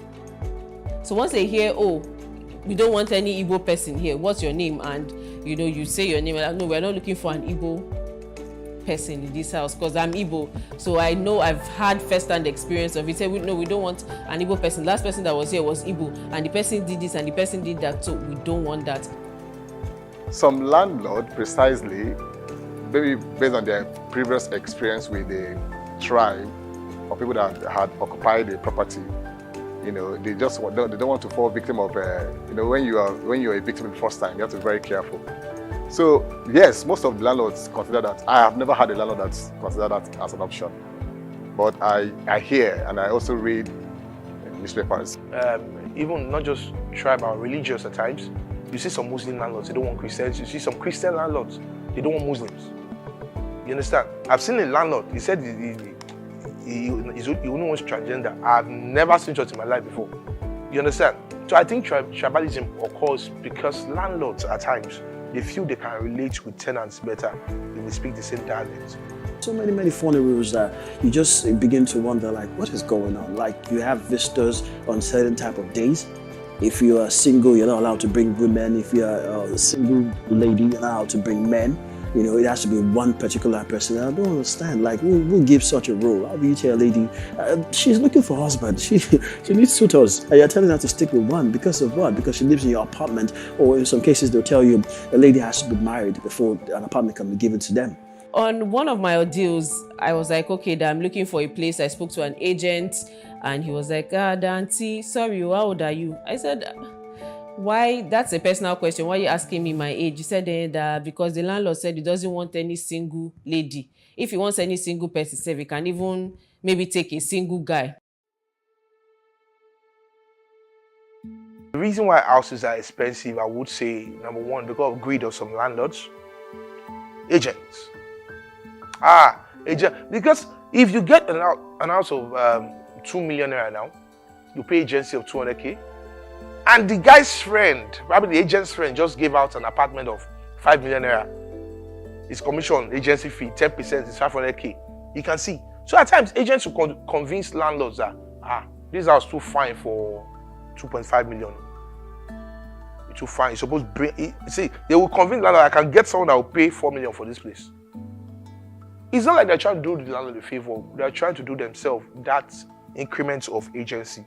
The reason why there's high cost of houses there in Lagos is a lot of factors. One is inflation. Like a normal developer will say, every day the cost of materials increase. Like if he buys rods of, let's say, 5 naira today, by the time he goes to market next week, it's about 20 naira. So imagine you're trying to get an apartment of 400,000. And the agents are telling you that, okay, for the house of 400,000, you're going to pay agency and agreement 100,000.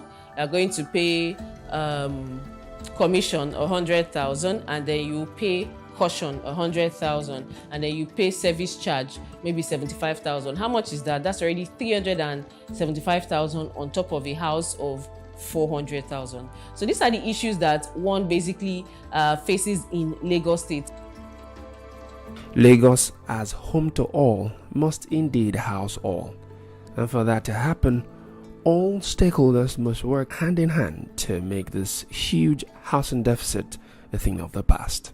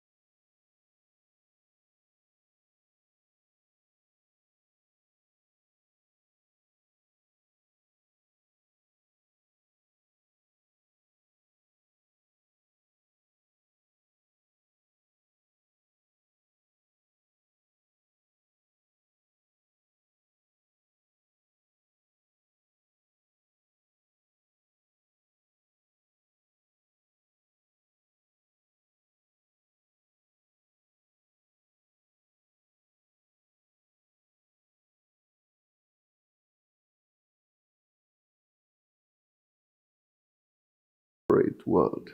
And I did that for about 22 years, combining both, and at directorate level, really. So, and I'm a well-traveled person. I speak languages. And, well, like I said, what you see is what you get. So tell me about your background. Early years. Yes. I remember that I grew up in the north, in Zaria. So you speak Hausa? Oh, I do. I speak several languages. Wow. But I speak Hausa. And growing up in the north was rugged, because in those days it wasn't well developed. Zaria wasn't as developed as it is today, and the weather was dry, hard, harsh, and all of that. But we used to live in the GRA, the quarters they call it. They used to call it in those days. And big compound, had neighbors that you hardly see. So I had dogs, and with my sister, we were all doing that. But when the pogrom started, that thing that led to the Civil War? Yes. I was almost killed. Matter of fact, I was killed. Say that again. I was almost killed. Yes. But in the mind of the fellow who did it, he killed me already. Tell me that. Yeah, because what they did was, as it is, I was a lot lighter, and then I have this mark. Okay. And then, so I passed easily for an Igbo boy. Wow. And that's what they didn't bother to find out.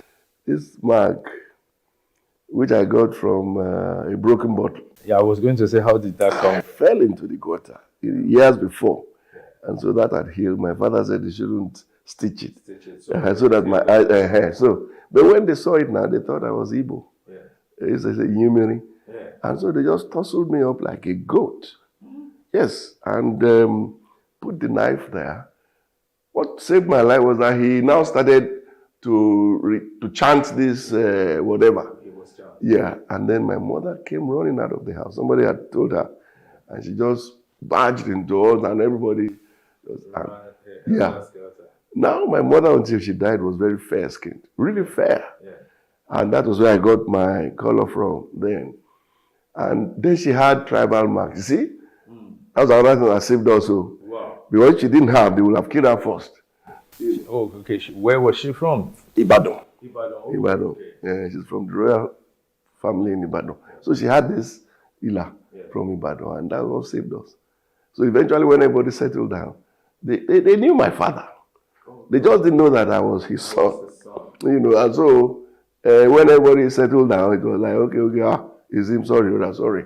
And then they went across the road, killed somebody else in lieu, and then they said, okay, that's it. You should forgive us. So then they left. So that's how you actually were killed? Yeah, I didn't die, but that's how I was killed. And then my father came back, and that's how he sent everybody down south. He remained there? He remained, working. He sent everybody down south. Where was he working? In the railways. He was an engineer, and that's how we came back home, and the war started from all of those killings. Now you returned to Ibadan? To Ibadan, had to do primary 6 again, and then got into secondary school, and Lagelu Grammar School. Okay. Yeah. And, I'm proud of that school. Yes. That's the school that the former governor attended. Which one of them? Ajimobi. Ajimobi? Yes, Yaka Ajimobi. Okay, so he was my senior. You're all right. And then you remember Penkilemes? Yes. Who was the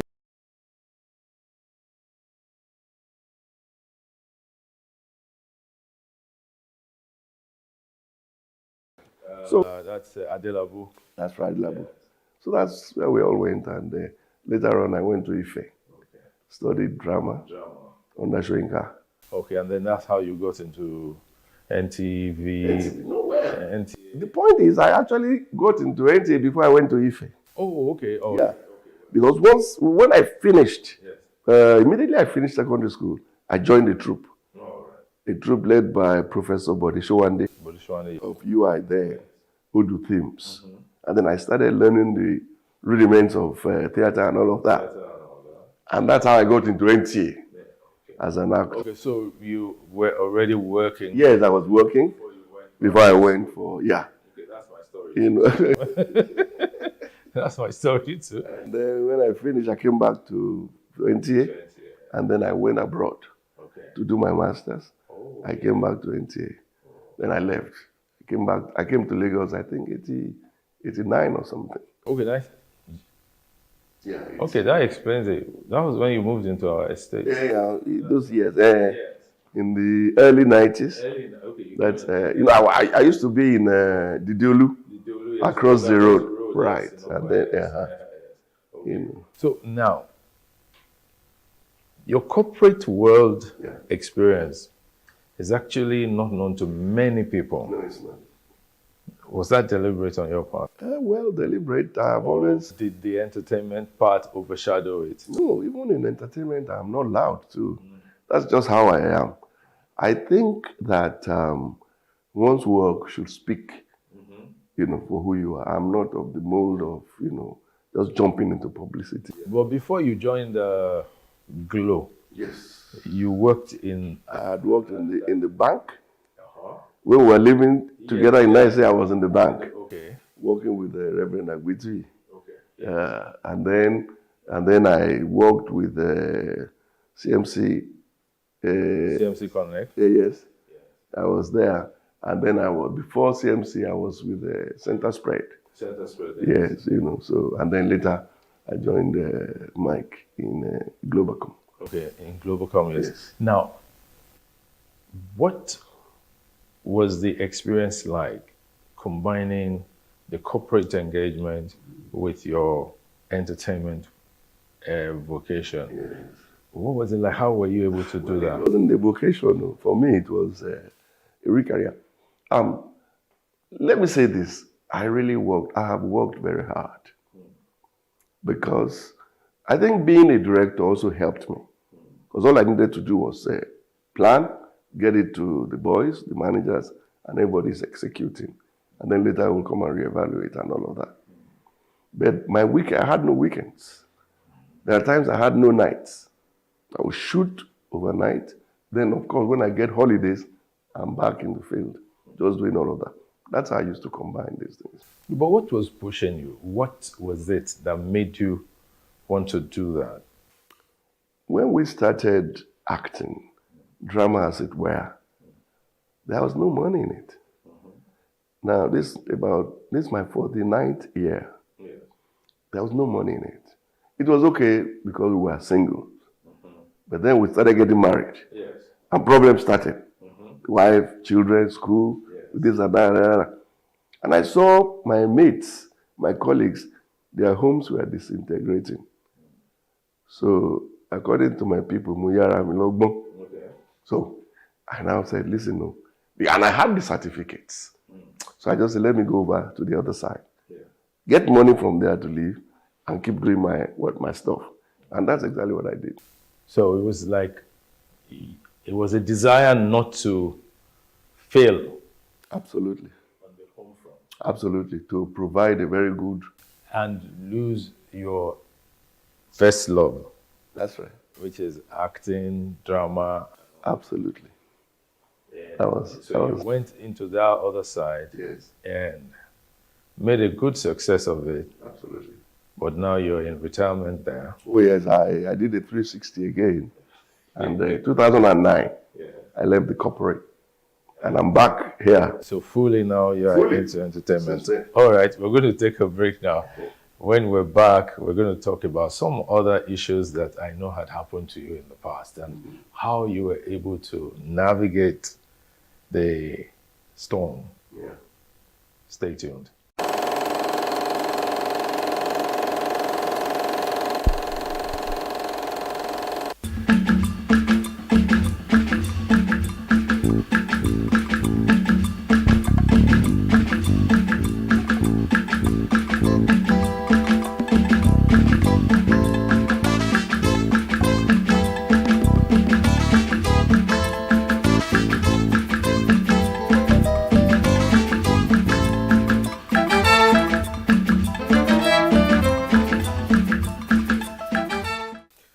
Welcome back.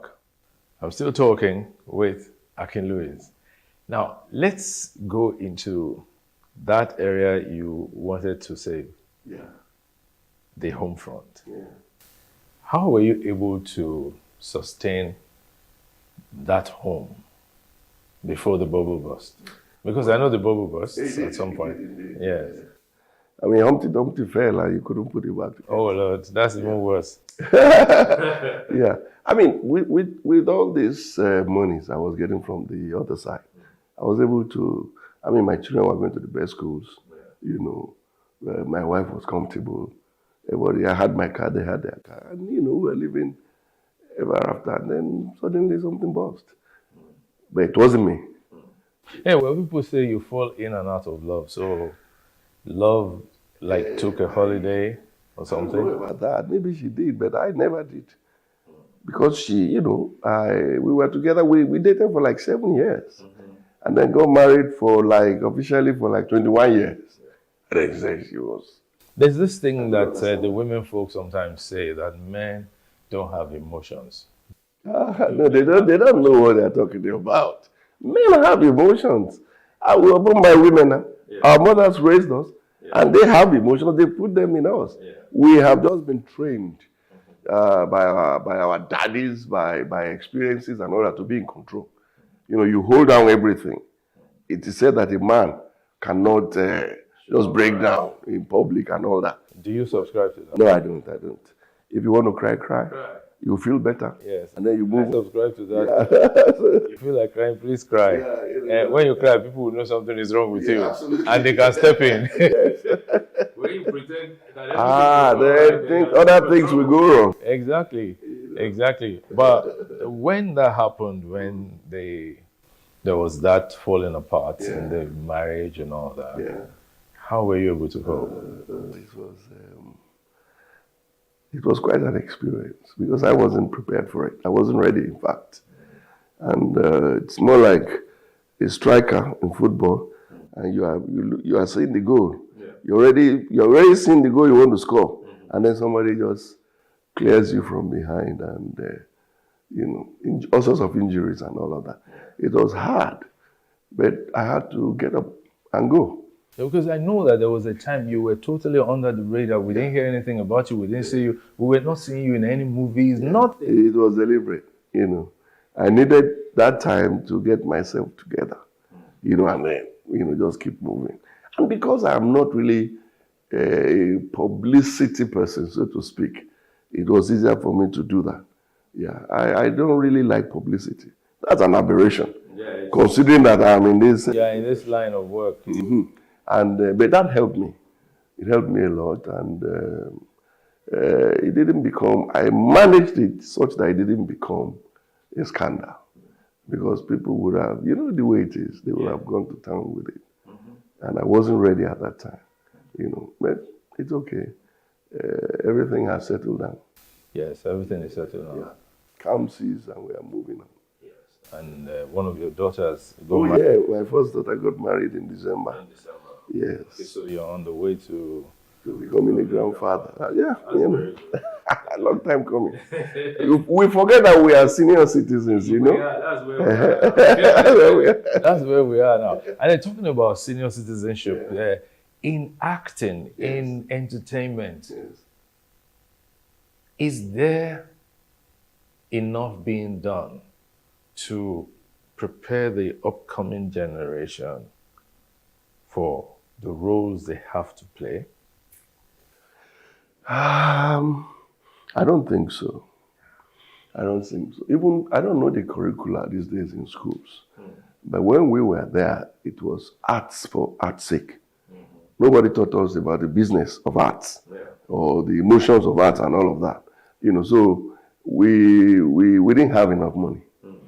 But these days, values are broken down. It's money, money, money, money, money. Still, I don't think our young ones are prepared. What I do on my own is on every set, and I do go on set a lot, I mentor so many. Do not eat with your 10 fingers. This is a profession that, there are no gratuities. I have retired twice now. Public sector and private sector. They will give you something to take home. Then here, you may not get somebody to give you something, but along the line, you could make so much money. Try and save up something. Invest something so that, when you get to become a senior citizen, you can. But you know how the young are. They hear you, but they need to experience some down time, some down stuff before they believe. I even think that there are some experiences you've got to have. Yes.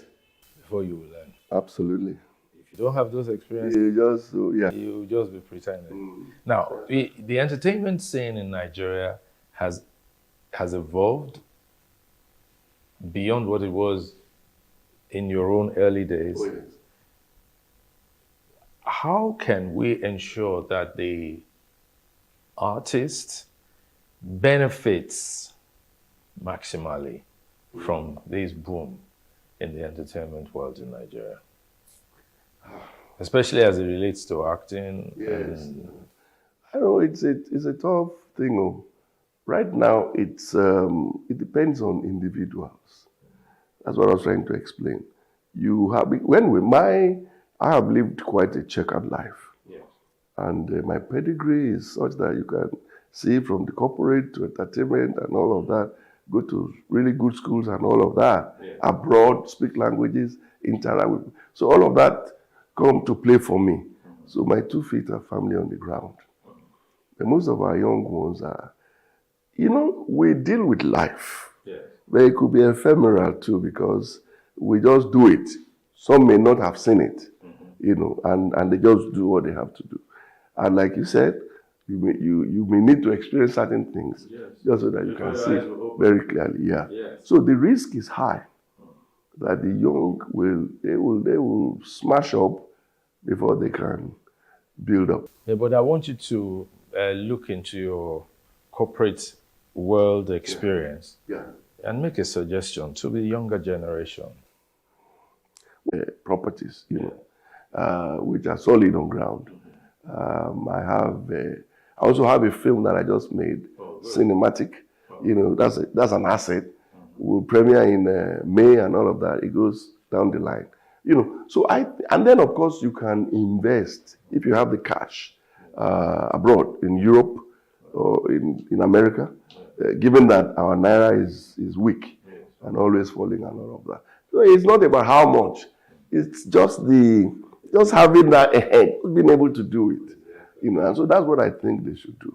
Rather than live in hotels, buy the latest cars, and then drink champagne that is 1 million naira and all of that. live tomorrow's life today.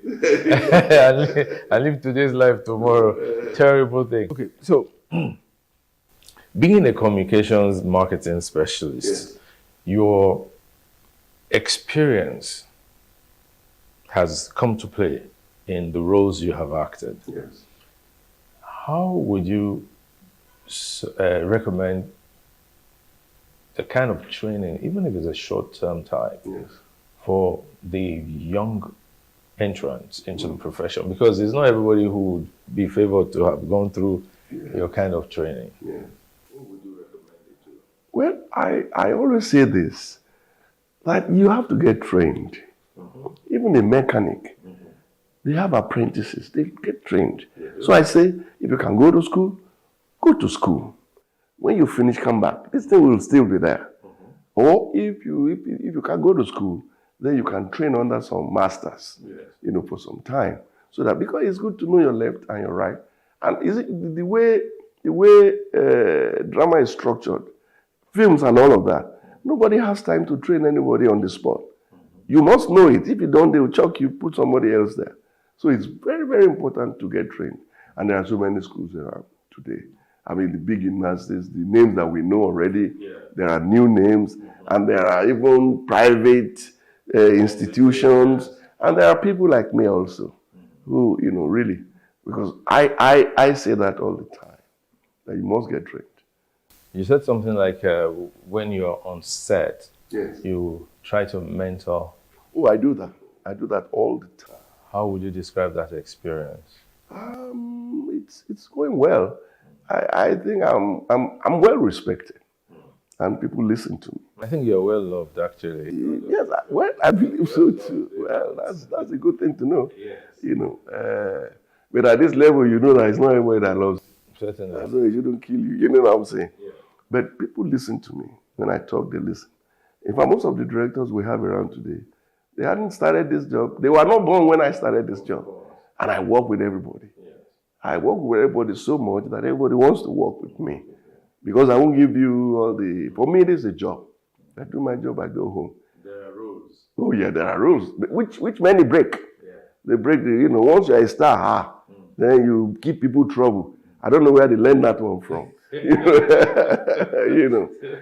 So I get them to sit down, we talk, not only about the roles, I help them with the roles, and then I talk about life. I just share my life, and then that lets them to ask questions and all of that. And at the end of the day, they say thank you, and I'm gone.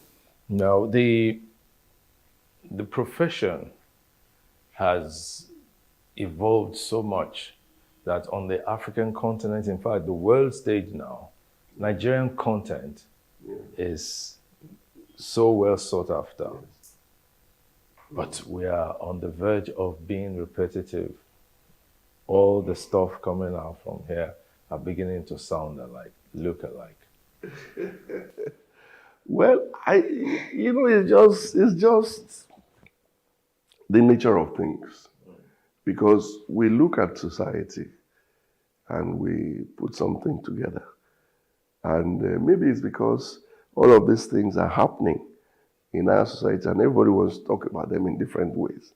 And so you see one topic being treated by 10, 20 people and all of that. You know, but I normally say that the best will always shoot out to the top. Even if it's the same theme, the way it's going to be handled will be different. And all of. So I don't think that should worry us. Okay. Yeah, it's just nature of the job, you know, things will look repetitive, but the best will always stand out. Now, stereotyping is something we're trained to avoid. Yes. Yet, it's so easy to hear people of our generation and generations before us say things like, these young people don't want to know anything. And that's so stereotypical that it seems as if there is no good in the younger generation, yet they have so much good. Absolutely. I don't subscribe to that. Yeah. Again, you know, it's all about who you are. Yeah. If I have to say so, I'm a man of great patience. And I understand the youth. I know them. This is how they are. They are not like us. So one needs patience, wisdom, in fact, and understanding to be able to deal with them. You know, because if you don't understand them, if you can't get on their side and in their shoes, then they will reject you. And it's going to be difficult. It starts from the home as well, you know, much more so within the polity. But I would say that for some of us at this level, we are not patient enough with the youth. But our job is to slow down. The youth is always in a hurry. Yeah. So we need to slow down, call them back. And they'll say, come. You see here? Okay, let's... You know, if you have the patience and you have the wisdom, they will listen to you. And once they see results, then it's okay for them. If they don't see the result, then there's a lot of trouble there. Yeah. And they want to just keep rolling. Yeah, exactly. And then talking about trouble in society, there's the craze now for ritual killings and kidnappings, killing people for money, for rituals to make money and all that. I want you to speak on that. How can we bring back the heads of everybody, as it were? It's a shameful thing, and I'm not proud of that. I mean, we are so many things. Nigerians, we are so many things. Liars, we are dishonest, you know, and all of that. Well, there are some. I'm not saying everybody, you know, but now we are killers. And I ask all the time, this thing, does it work? If you kill somebody and you make something, does it really work? I mean, the man who does it for you, what is he like? How much money does he have? Yeah, you know, that you will now go And I think that charlatans are everywhere, and we are being deceived. Unfortunately, because our values have dropped, money is one of the monuments that the youth, even people at our level, that everybody is scrambling just to make money. How much do you want to spend? Unfortunately, too, our leaders are not helping us because we see them. We see them. We know they steal. We may not have evidence, but we know, the way they live. I mean, they were with us in the society, and then suddenly you go 4 years and you're back and, how did you make it? So everybody wants to do that. Okay, about 4 years. Yeah. Somebody wins an election, maybe into the House of Assembly, and before he won the election, he probably was an R&A specialist, refrigeration and air conditioners. Very good technician. Wins an election, goes into the House of Assembly, spends 4 years. When that tenure is up, he doesn't want to return to his profession. Why? No. We in Yoruba, they say nani, nani, tani. It doesn't make sense to me. That's it. I don't understand it. People want to be a chief. People want to be kings. People want to be politicians. They don't want to. And down there, that's the reality. But when we were growing up, we knew chiefs whose profession was carpentry. Oh yes. Chiefs, chiefs. They were absolutely. Farmers. Who were masons. Good time, big time farmers. I agree with you. Yeah. Our heads were still correct. So how can somebody just serve 4 years or even 8 years? And he doesn't want to return to practice law. He doesn't want to be a medical doctor again. What's wrong with us as a society? It's wrong with the bad crowd. We have a lot of, of that in all those high places. And somebody has said that the only reason you keep quiet as a Nigerian about corruption is that you are far away from it. The nearer you get to it, the quieter you become. And when you get right in there, we don't hear your voice again. You lose your voice. Because you become like them, and that's that. And I don't understand that. I really don't understand that. It's, we have a lot of work to do. Yes. We really have a lot of work to do. But shouldn't part of that work include the stuff we churn out as drama? Yes, it's there. Well, for instance, if you watch most of the things I do, I not only entertain, I teach, we educate, Now, will the people grab hold of that and run with it? That's another question. But we do that all the time. I may be playing a chief now who is a thief. But what we are saying is that because you're a chief, don't mean that you have to be a thief. And things like that. I've played the president, I've played the governor, I've played everything. And we always highlight the bad in society. We bring it out so that people... But I think it's not only us. These things have to go back to schools. In Japan, they start teaching their children from maybe 3 or 4, age 3 or 4, how to be polite to people. And, it's incredible. And these children grow up like that. But here, and here, even parents go and buy all these cronje certificates for their... And so what are we teaching them? Growing up, my dad, he beat the living daylights out of me. All those bad stuff, I saw them myself running out of my body, just taking off. You actually saw them? Oh, I saw them. That was how good it was. And I'm grown up. I can't lie. I can't steal. I really can't do all of those things. But it's not like that anymore. And it's sad. We'll take a break now. When we're back, we're going to talk about those your languages. And see how much of them you can still remember, and we'll learn how you learned a few of them. Stay tuned.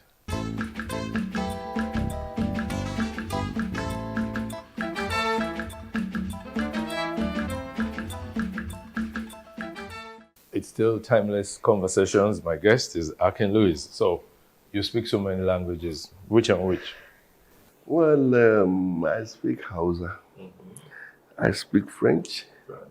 of course, English, Bulgarian, Yoruba, that's my mother tongue, and Creole, which is, and Pidgin. It's a different form of Pidgin. Okay, Creole, that's...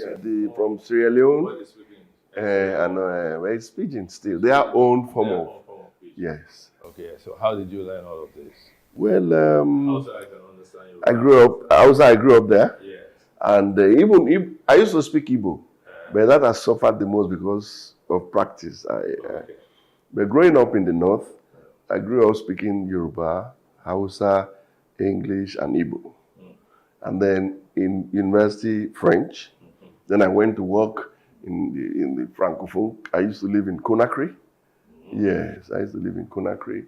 And I also was overseeing some work in Freetown, Liberia. So all the Mano area there, I've traveled around there. And then, of course, I went to Sofia. That's where I learned Bulgarian language, yes, which I speak. So, there you are. I used to learn German, but it became too heavy for me, so I had to drop that. Well, you were also looking for money. No, really. Really, I wasn't. I have never been one who, let me just say that I understand the secret of plenty and nothing. Okay. So that keeps me in check. What's the secret? Between plenty and nothing. Yes, so you have to be deeply spiritual. Not religious, spiritual, which is what I am, but most people don't know. Okay. People don't know that. I mean, I'm an ordained evangelist. Okay. I have done missionary work, in fact, and all of these things. So along the line, you discover that I have known the truth now for like 30 years. Yeah. I mean, the real truth of the Bible. I'm not talking of money evangelism, TV. No. I'm not talking of that. Yeah. Okay. I'm talking of selling everything and going into the missions field. Okay. Just to get people focused. So that teaches you a lot of things. So what it means is that in the course of life, you never stopped learning. No, I'm still learning. That's how come you could learn all those languages. Absolutely. I believe very strongly that when I stop learning, then I'm dead. Mm-hmm. I learn from everybody, from you, from the young ones, from everybody, everywhere. My training, in fact, is to see what you don't see, to hear what you don't hear, and to know what you don't know. Even in your own office, I could do that. Yeah. That's my training. So now let's visit you on a typical day. What's a typical day in the life of Akin Louis like? Well, you can break it into two. When I'm off, I have off days. Yeah. So typical day, on those off days, I'm usually home. I wake up very early, meditate a lot, pray and all of that. And then I chill out in the house with my wife. We talk. And then, with your wife, you remarried? Oh, yes, I remarried. Okay. Yes, I told you I'm stable now. Calm waters, sailing. Yeah, I remarried. And I have a beautiful daughter, in fact, now. What's her name? Oba Oluwajunwolo. That's a statement. Yes, it is. It is. So I spend time, I could even spend time with Oba if she's also off and all of that. And then I go to town, go to my friends, chill out, and then come back home like 6, 7. That's a typical day. Now, when I'm on set, that's crazy, really crazy, because from dawn to midnight, through the night and all of that, we just walk. But because we are actors are really very, we are bonded very closely when we're working. So, and because I have been around, everybody knows me, I know most people, so it's easy to just, but it's a tough job. So a typical day on set starts from, say... From 5 for me, because I have to wake up, get ready, look at my lines, eat breakfast, and then maybe hit the set from 8. And we just keep going, break for lunch, and you keep going. If you are lucky on that day, you get to rest a bit in between scenes. If not, if you are the lead, you just keep walking. And I'm talking at times 20 scenes, 21 scenes, by which time you'll be thoroughly tired. And then we come back at night. For those who haven't been there, it's such a fantasy. Yet for those of you in there, is regular. Yeah. How do you explain that? Well, let me just say it for myself. Yes. I'm one of the most highly trained actors, directors around. And they teach you these things from School of Drama, how to separate. In fact, there is a rule. Never forget who you are. In whatever role, don't forget that you are Akin Lewis. Otherwise, you will kill somebody, for real, if you just get lost in that character. You know, so that's how we separate it. I get to separate it. Imagine if I have to carry all the roles home that I've done in 49 years. I mean, you know, I probably will be living alone or something. That would be something. That would be something. Yeah. Now, in the community, you are respected. Yeah. But politically, you're quiet. Yes. Oh, very deliberately so. Well, let me just say I've had a stint or two, you know, just selling some of this, like the last dispensation. I had the opportunity to sell Isiaka, Jimobi, to sell Penkele Mess, and even say Baba. You know, I was one of the ambassadors they used to do all of these things. But beyond that, I am deliberately quiet. Not that I've not been invited. Severally I've been invited and all. But the problem is, I don't know how to do it. With who I am, the way I am, I don't know how to navigate the political terrain. I will fall down flat on my face in a week unless I change. And I don't really want to change.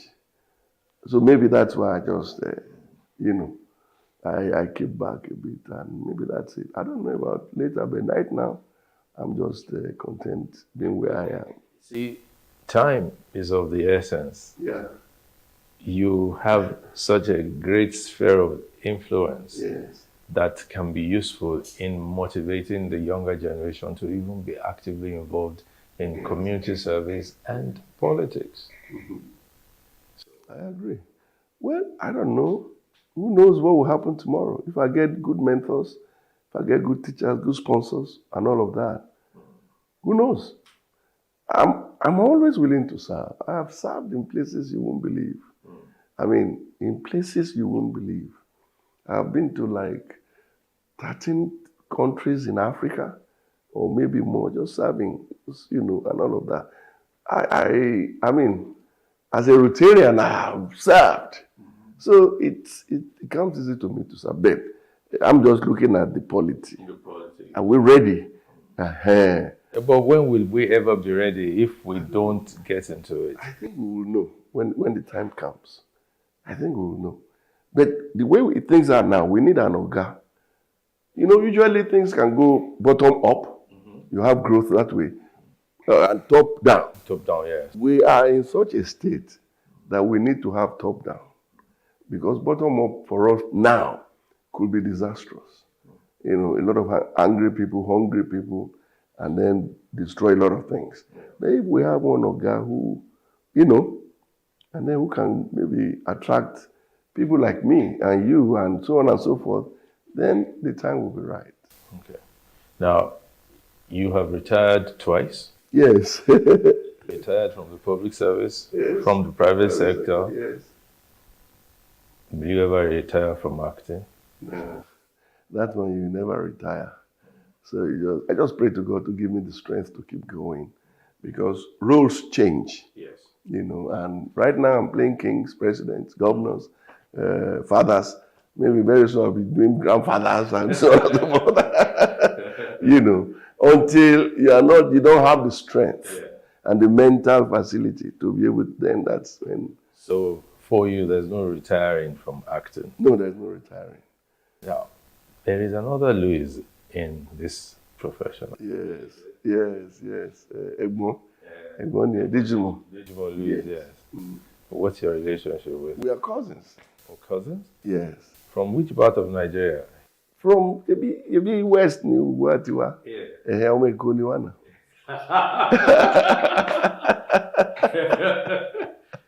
I see. I wanted to ask you that question. Are you related to Digimon Louis? Yeah. In what way? Yeah. The thing is this. Maybe I should leave it like that until another day. But let's just agree that we are cousins. Your cousins. Yeah. I understand. I understand that. I know that there are some names that feature in Lagos, feature in Abeokuta, feature in Elisha and all that. And Ours is Abeokuta to Lagos. Owu actually. Ulawa, yeah, down to Lagos. If I have to say any other thing regarding that relationship, then I have to speak to Egbon first. Yes, no. So that we I will go for him, so he will be the one to tell us. He will be the one to tell us the relationship. All right. So we've spoken about many things. Yes. The last one I want us to speak about is this: Nigeria. Where are we going in terms of restructuring function of this polity and the takeover by the younger generation? Nigeria. Where we are at is very bad indeed. I don't know where we're going, but if we continue like this, it's not going to be a good place. That I know. So how do we get to the good place? We have to change. Change what? That's what I meant when I said we need people at the top who will hold us by our hands and just lead us. They cannot leave it to the people now. You know, it's got to be a function of leadership because we have derailed. Growing up, things weren't this bad. Yeah. I mean, you couldn't even miss school. Yeah. I mean, the whole village was looking after one son and all of that. But today, you can't even touch anybody's children. You can't do that. You can't tell the young what to do. They will tell you to.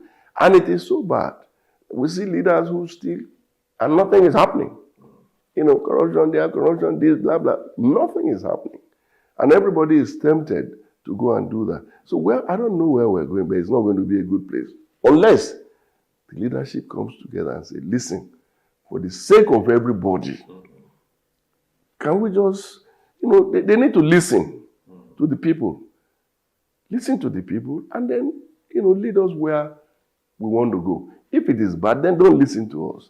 Tell us the better place to go and take us there. We will follow. We will follow, you know. I mean, I remember when the campaign for seatbelt was going to start. Everybody thought it was going to be impossible. I mean, that was... But we all changed. Yes, we did. We did, you know, and so... Somebody enforced it. Yeah. And now everybody is doing that. It's okay. It will be tough. I feel you. But now this is the last personal question. Yeah. What are your favorite meals? What do you enjoy eating? I love moi moi with everything. Everything being I mean, rice. I can eat moi moi with yam and all that stuff. Oh, you're one of those people. Oh, yes, I can. Fried that should be his beans. Yeah, you know now. But really, my best is amala, abula, and pomoto kwata. Yes. That one. Yes. You know, and maybe some fresh fish. Okay. That's it. That's my best. And then your drink of choice will be what? Water usually. Yeah. But when I hang out with the boys, we can do asun and some, you know, brandy. But, you know, depends on what is happening or what we're doing. Yeah. But all controlled. Moderation. Oh, yeah, moderation. Especially at this level now, you can't. You have to be moderate. Yes, sir. Thank you so much, Akin, for coming. It's been a lovely time speaking with Akin Lewis on Timeless Conversation. I look forward to the next time we'll sit down together and probably we'll go and chill out, like you said. That would be great. Yeah, but I only drink water too. Yeah. I love moi moi as well. So till next time, have a good time. Thank you very much, everyone. All right, bye.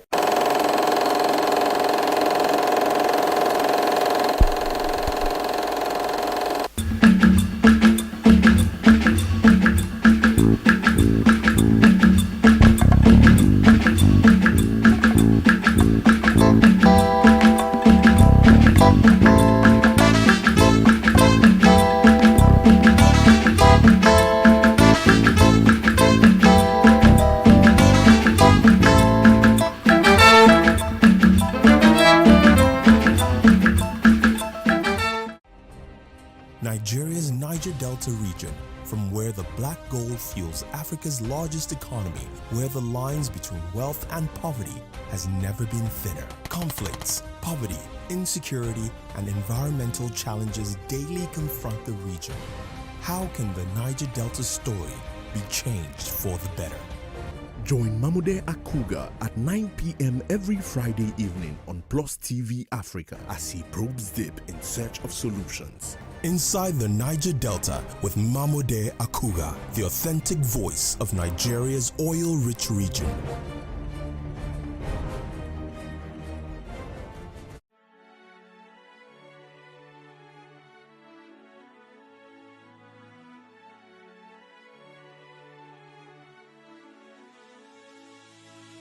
It is engagement we need to have. Those who suffer miscarriages are never taken into account. Members of the National Assembly are also influence peddlers. You are sitting on Nigerians' money. From the Babin, I pay my rent. From the Babin, I send my children to school. A consultative engagement. No any tangible notification before they ban us. It's one thing for people to be at your back and the heat of the moment, and another thing for them to still be with you when push comes to shove.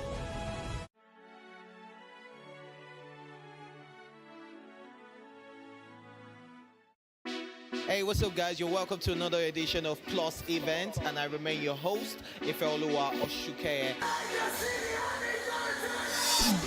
Your absence isn't an excuse anymore, as Plus Events is all you need, as we bring you the glitz, the glamour, and loads of fun. Oh, definitely. Right, no question. He's a living legend.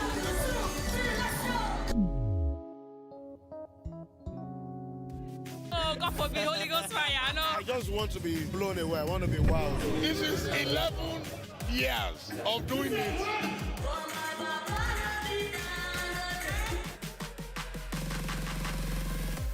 I'm surrounded by so much positivity. No, it's okay. Yo, what's up, my people? It's your boy Starboy Terry.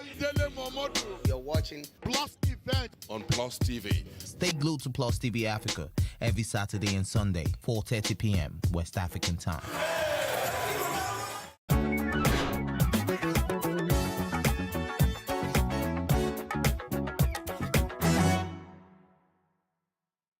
Politicizing our humanity.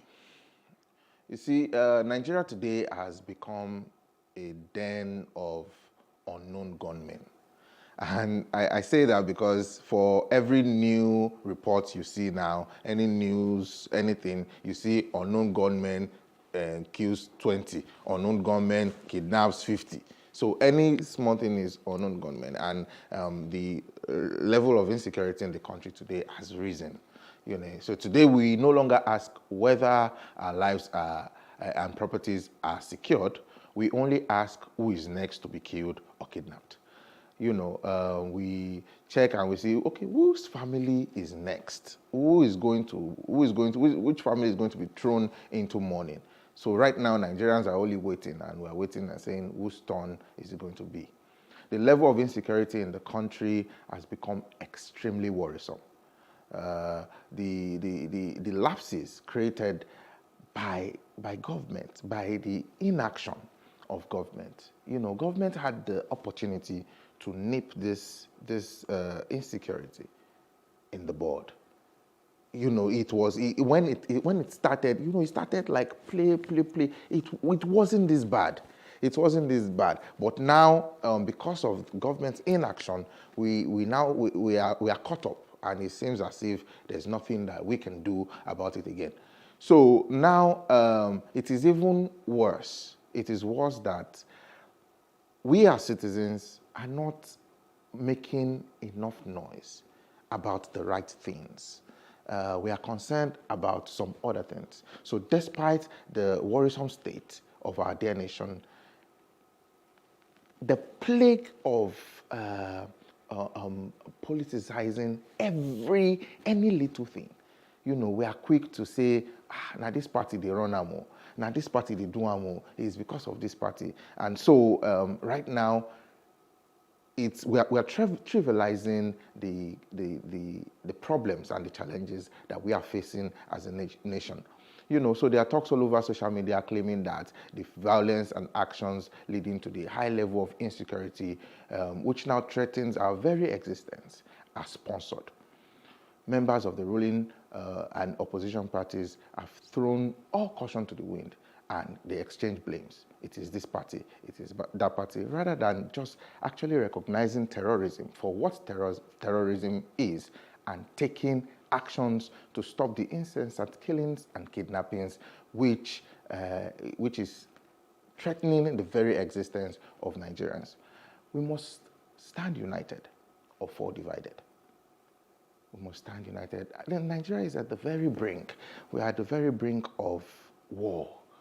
You know, and I don't think we are saying this enough. I think everyone is just looking at, okay, maybe because the thing never touched me, make we just look at, and everyone is just playing with the situation. The situation has become so dire and would worsen if we do not join voices and actions and implore the government to take decisive actions to protect the lives and properties of the people.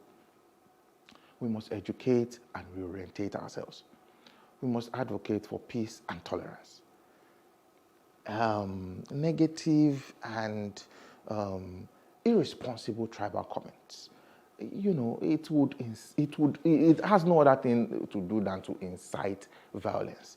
So it breeds this intolerance that we have for ourselves, and this tribe will say, now these people, if these people come out, we could get peace and all of those things. And then we wonder why some people are killing another tribe, and why another tribe is killing another tribe. So I feel we must be able to preach peace and preach unity, you know, if at all we want to see the end of this insurrection. I have always said this, and I think this is time to say it again. In terms of, if we're talking about security, I think the time for decentralization is now. The power that the federal government wields as far as security is concerned is too much. And it would seem that even that power now is overwhelming, such that they don't even know what to do with the power again. Assign state governments with the task of security responsibilities. Yes, at federal government level, there are some powers that you cannot just take away. But let the security apparatus in the police, security operatives that you have, let them be responsible to state governments. Let state governments take charge. Let them take charge. A governor of a particular state will not be looking at while his state is burning, and the governor is crying to federal government to come and help. So what then is the duty, and what then is the work of the state government? You know, we had mentioned earlier, but I'm just going to chip in again, that religious leaders have a role to play.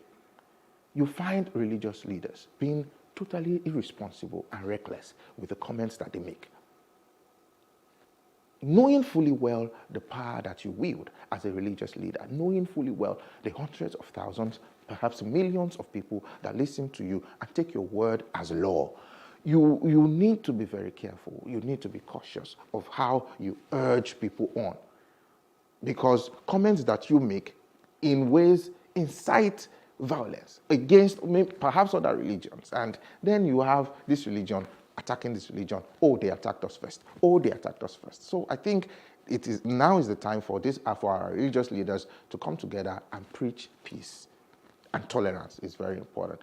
So once again, I would say conclusively that I think we need there's never been a time to call for peace and to call for tolerance and to call for unity as now, using our voices, using our platforms to advocate for peace. Because at the end of the day, like I said, it's just turning and turning and turning, and Nigerians are just looking at who is the next person to fall victim.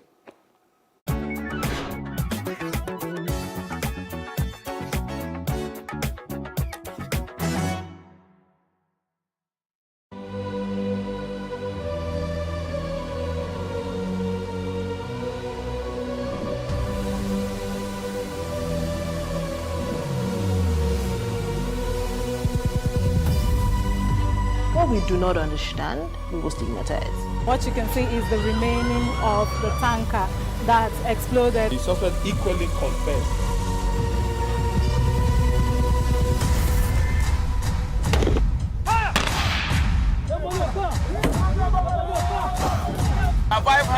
they collect them. If you don't talk, then go beat you. Now 2005 when they pay.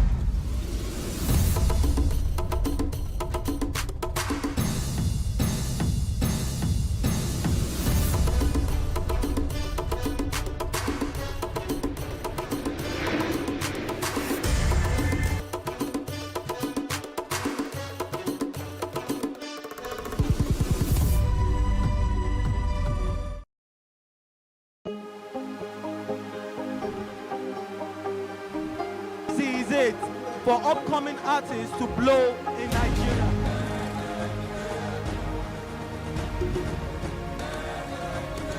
Welcome to Plus Trending. I am Buki November, your host, saying thank you for joining us on today's episode. Welcome back. It's tea time on Plus TV Africa. Practice makes perfect. I'm not perfect yet, but I'm a lot better than I used to be. He's a king. He's entitled to marry 100 if he wants to.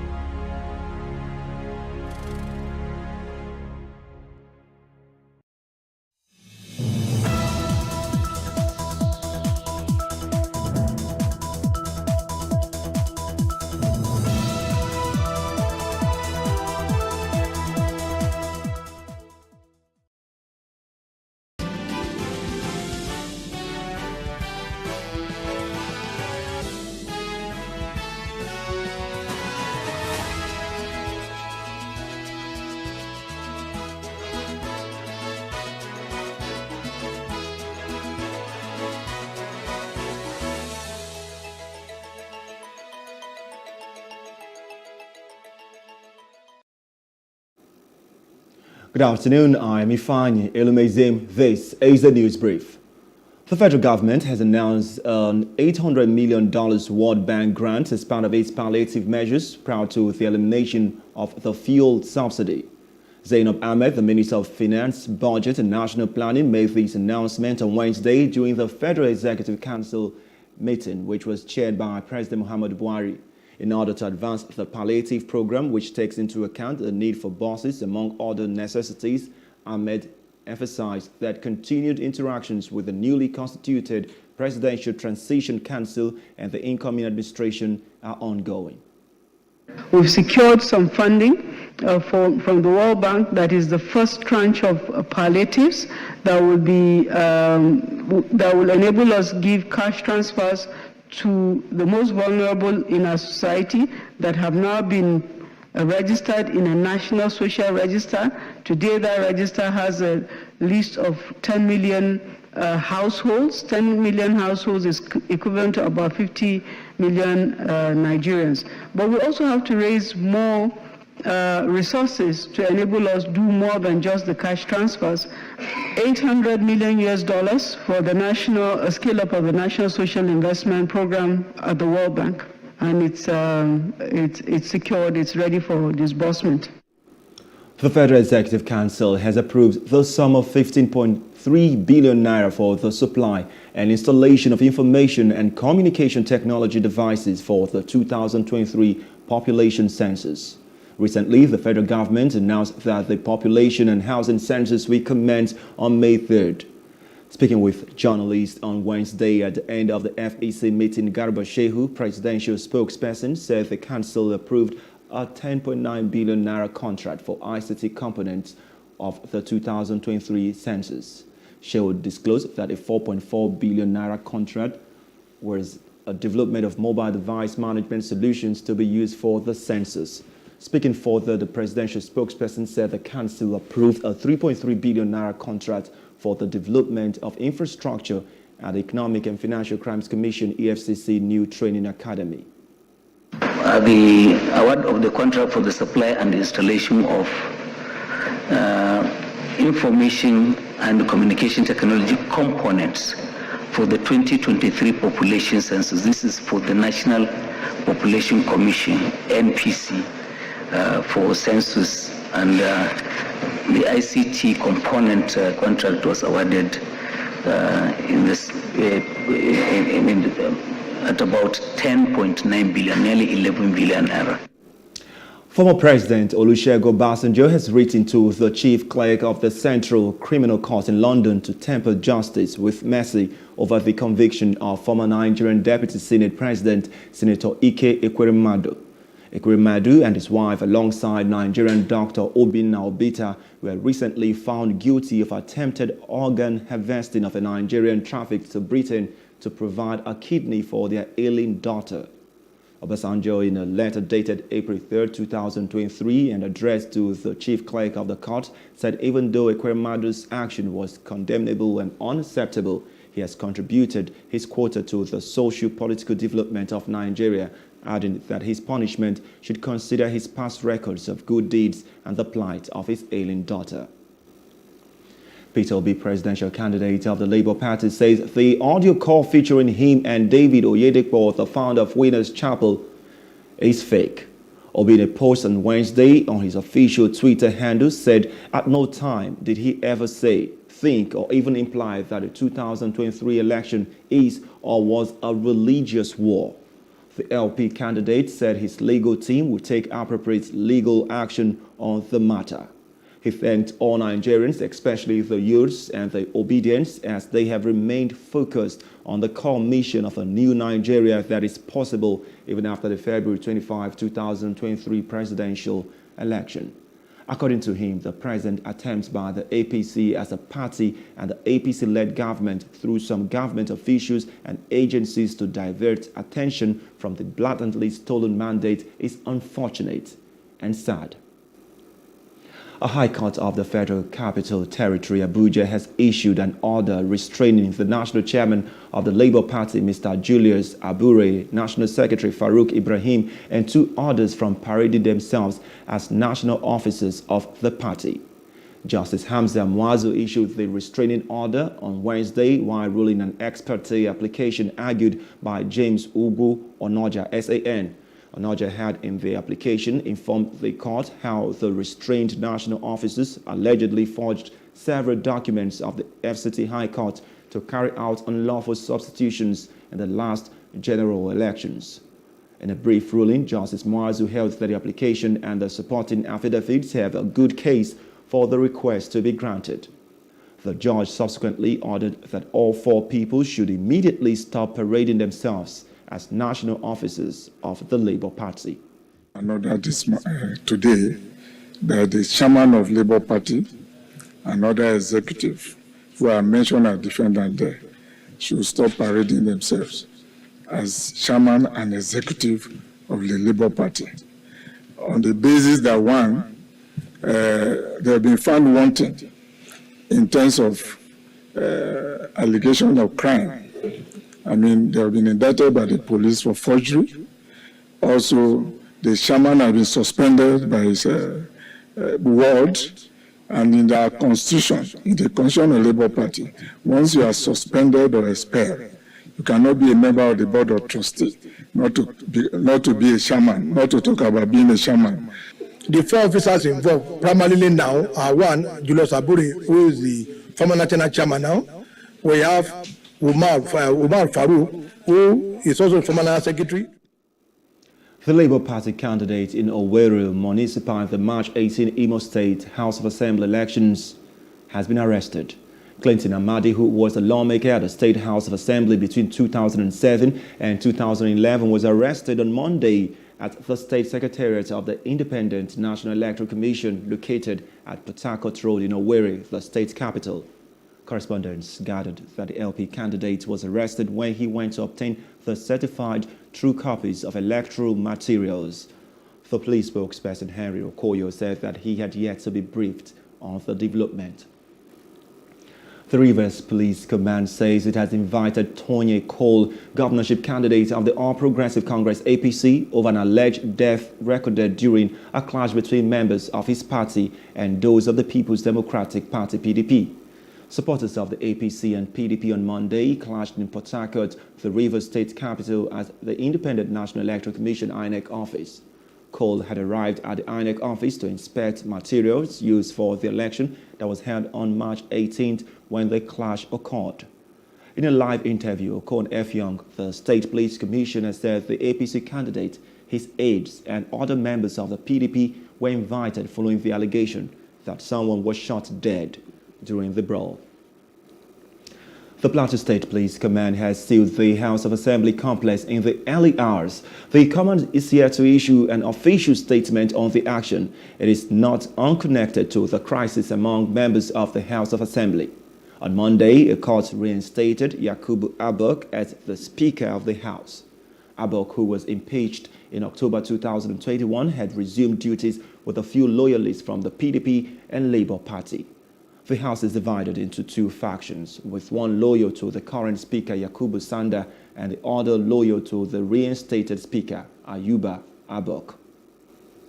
The House of Representatives Minority Caucus met in Abuja on Tuesday to forge a common cause as the battle over two leads the 10th Legislative Assembly gathers momentum.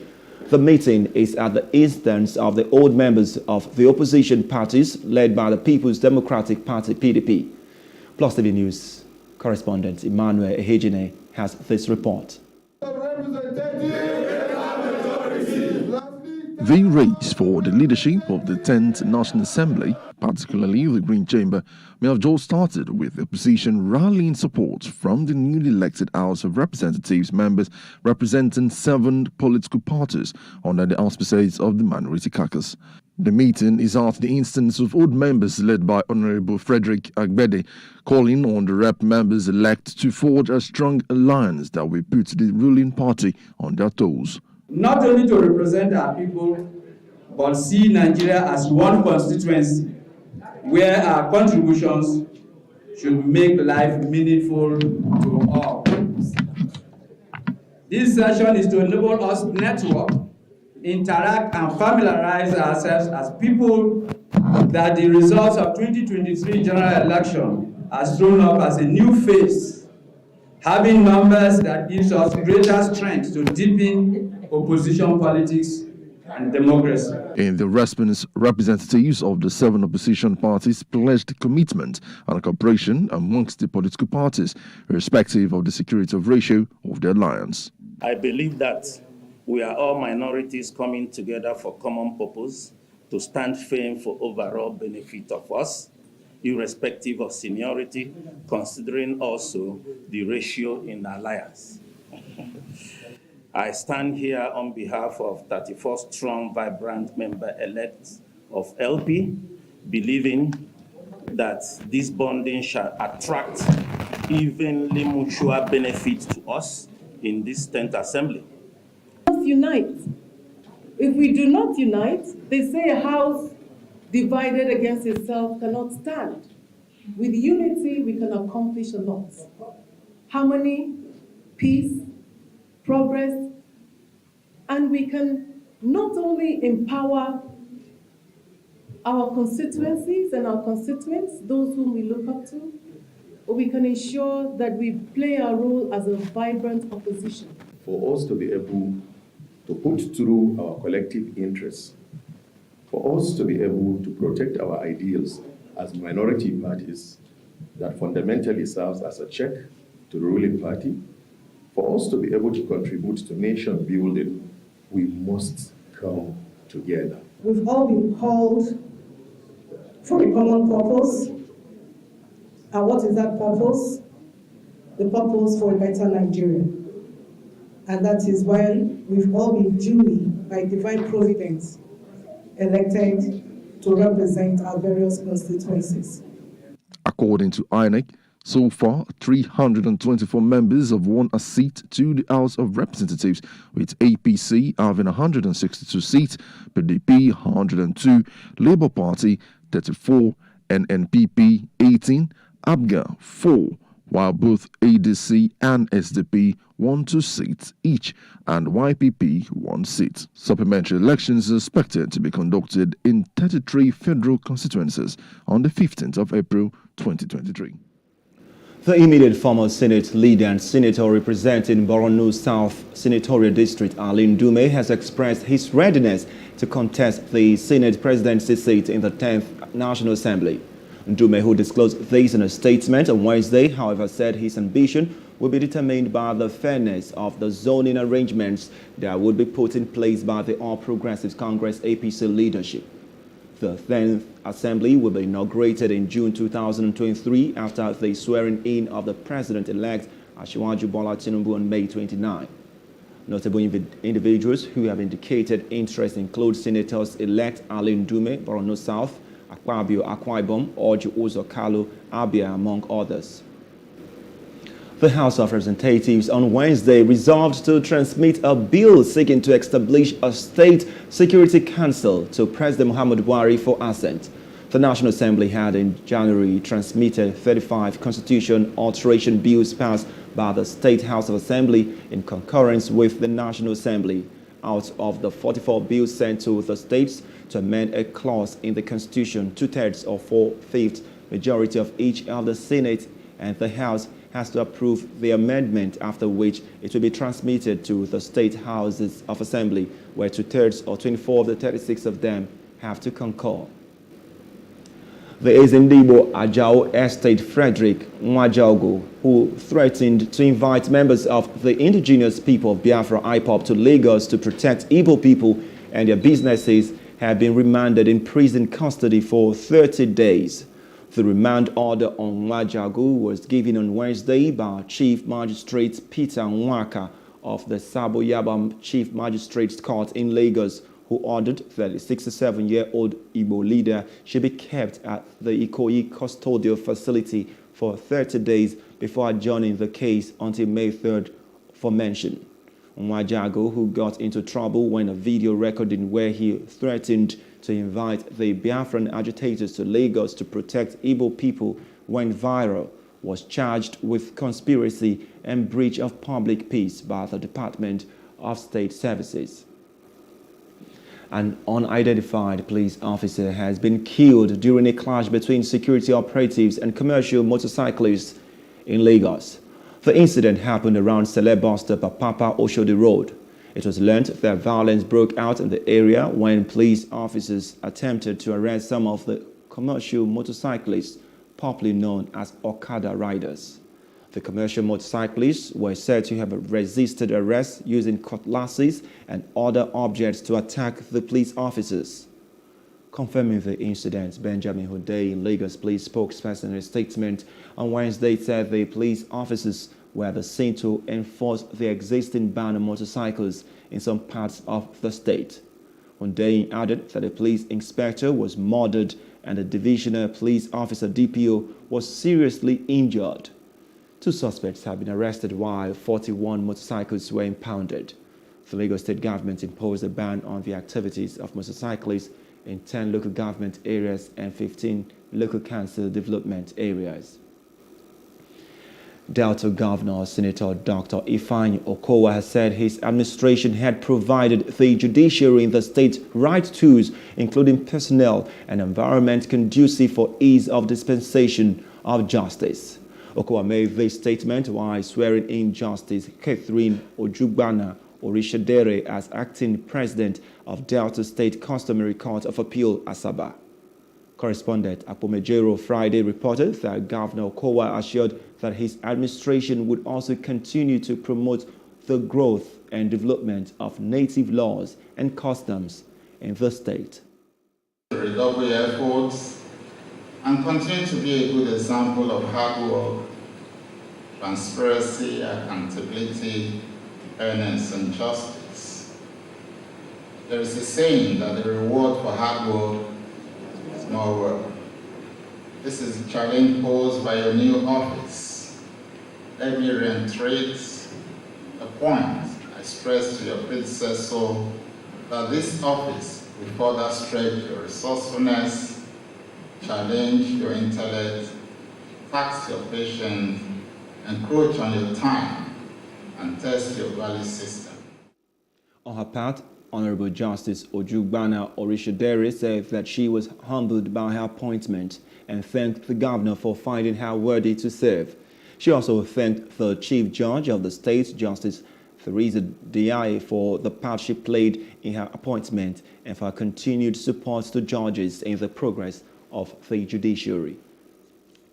To my staff, Delta State Judiciary, generally, but particularly staff of the Delta State Customary Court, you have always been there for me.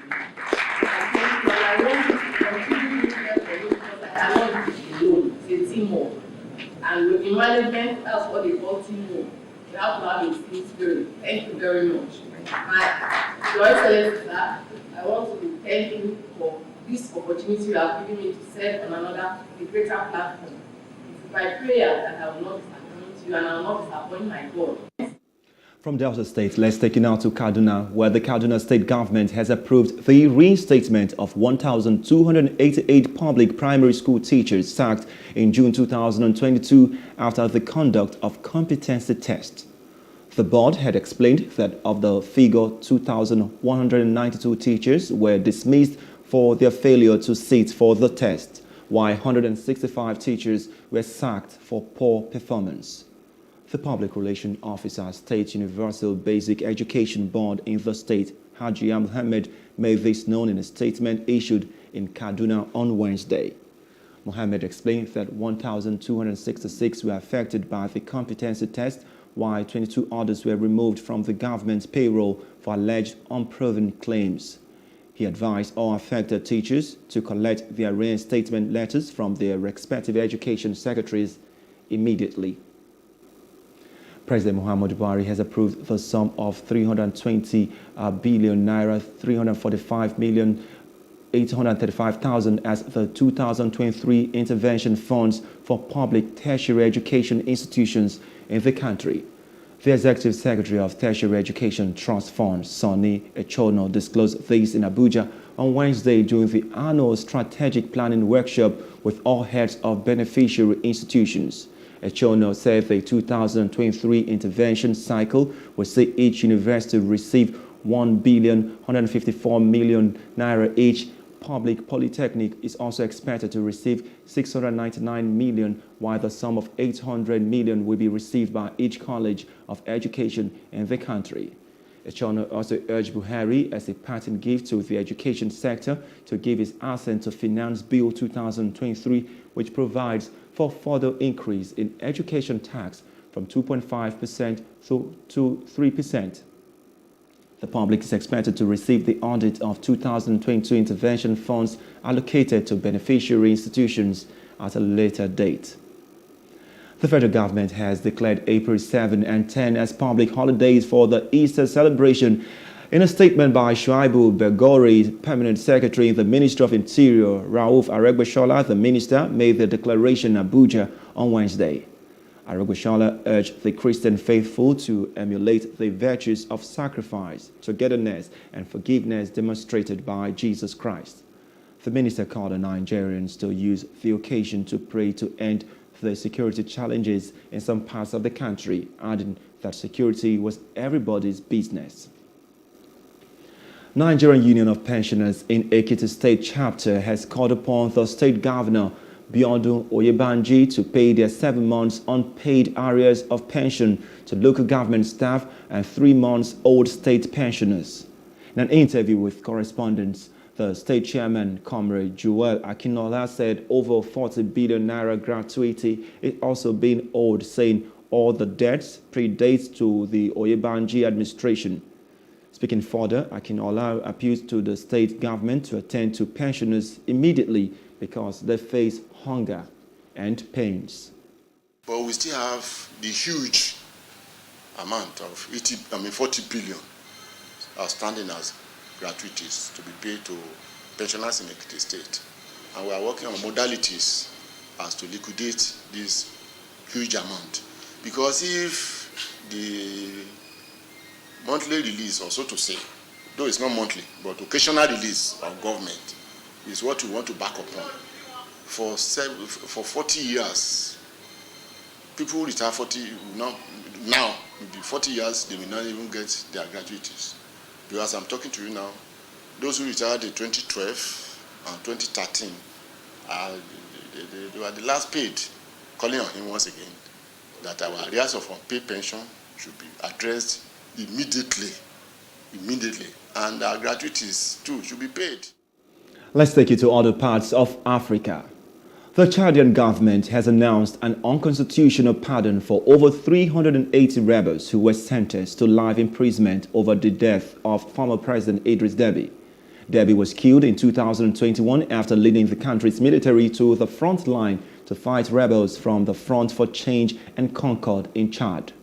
In March, more than 400 rebels were tried and sentenced in a mass trial for acts of terrorism, recruitment of child soldiers, and assaulting the head of state. But in a nationwide broadcast on Wednesday, new President Mohamed Idris Deby, the former president's son who took over following the death of his father, announced the pardon and ordered that the rebels be released from prison. The pardon did not, however, apply to the rebel leader Muhammad Mahdi Ali, who is on the run. And outside Africa, 5 people were killed in a pre-dawn tornado that ripped through southeastern Missouri on Wednesday, shearing off roofs, splintering trees, and taking down power lines in devastated Bolinga County, officials said. First responders from multiple agencies combed through destroyed homes and businesses in the rural area that Missouri Governor Mike Parson said faces a long journey ahead towards recovery. 5 people were also injured and 87 structures damaged, with 12 of those buildings destroyed, said Eric Olson, superintendent of the Missouri State Highway Patrol. Photographs on social media from Glen Allen, Missouri, a village about 110 miles south of St. Louis, showed severely damaged houses with roofs torn off, downed trees and power lines, and debris covering roadways and yards. A week before, a tornado devastated a Mississippi Delta town, killing 26 people. And let's give you some entertainment news. Malia Obama, the eldest daughter of former U.S. President Barack Obama, is adding another impressive achievement to her resume. The 24-year-old will make her directorial debut with a short film produced by Donald Glover's company in Gilgal, as he recently revealed in an interview with GQ. While details about the upcoming project remain scarce, Donald, also known as Childish Gambino, acknowledged the pressure that comes with Malia's high-profile background. However, Malia has some experience under her belt, having previously worked with Donald on his Prime Video series Swamp. The show follows the story of Dre, played by Dominic Fishback, whose obsession with a Beyoncé-like musician leads her down a dark path. Malia worked in the writer's room for the show, impressing her colleagues with her unique ideas and dedication to her craft. Malia's talent has already been showcased in Swamp's episode 5, Girl Bye, which she co-wrote with her unique perspective and passion for her craft. There's no doubt that her directorial debut will be worth the wait. And it's on sport news. Rivers United will face Young Africans of Tanzania in the quarterfinals, and a potential clash against either Pyramids of Egypt or Marumo Gallants of South Africa in the semi-finals. The Nigerian Professional Football League champions were handed a date against the Tanzanians in the quarterfinals at the draw ceremony for the competition and the CAF Champions League in Cairo on Wednesday night.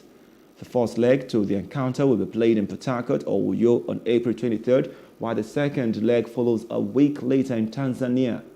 The winners of the tie will face the winners of the first quarter-final pairing between Pyramids of Egypt and Marumo Gallants of South Africa. That's the news brief. For more stories, please follow us on Facebook, Twitter, and Instagram, and do subscribe to our YouTube channel at Plus TV Africa and Plus TV Africa Lifestyle. You can also view us from Limex on limex.tv and Glow TV apps anywhere in the world. I am Ifeanyi Elumezim. Many thanks for watching. Good afternoon.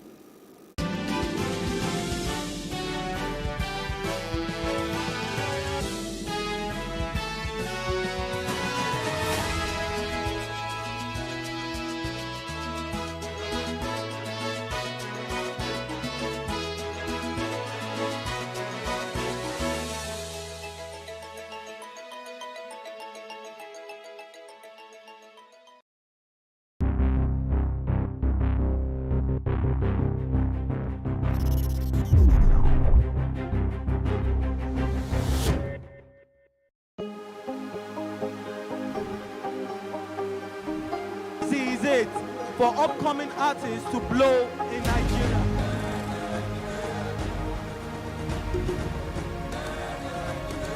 Welcome to Plus Trending.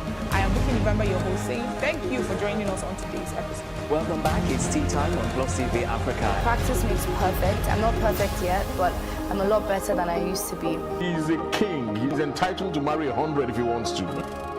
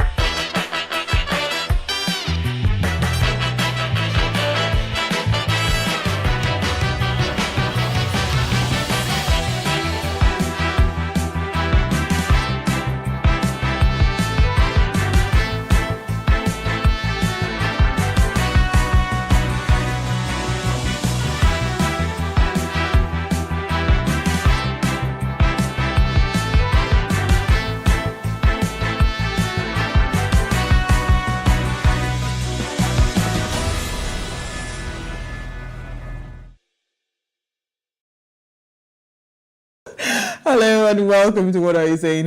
#Ways, where we talk about topics in the news as it affects us all. I am Usayome Saleh, and today Gloria and I are in studio. Hello, Glory. Hello. How are you? How was your day? Where do I start? When you start with there's problem. So the week started me having just this fantastic energy, expecting the best. Then from yesterday, started with me being under the weather. Thought maybe I'll get over it by today. Then by today, I noticed I have a little cold. I think this cold is spreading. Mary couldn't come to work yesterday because she was down with a cold. My staff at work today has been sneezing since yesterday. Today now, myself, I said, there's problem. Then today, suddenly, every accountant's nightmare happened. So what has not happened? Anyways, I'm just still hoping.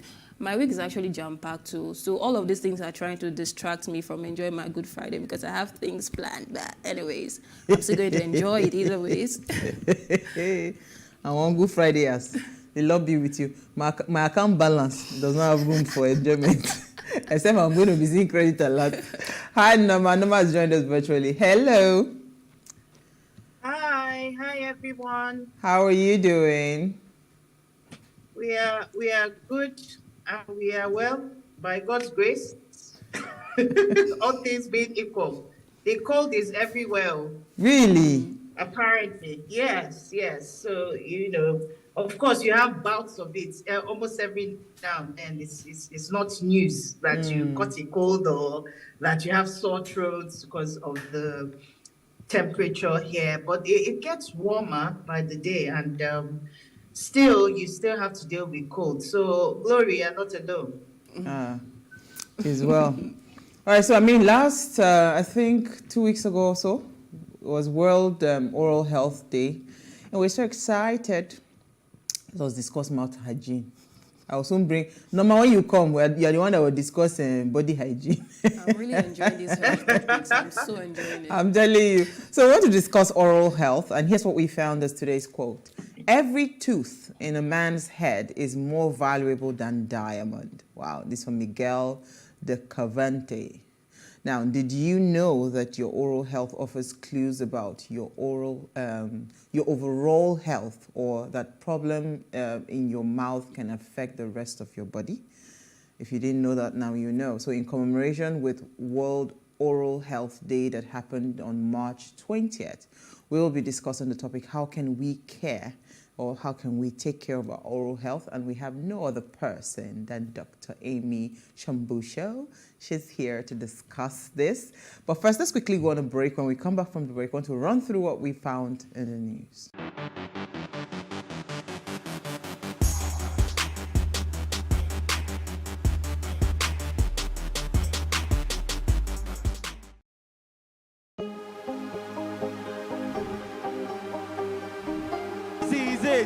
for upcoming artists to blow in Nigeria.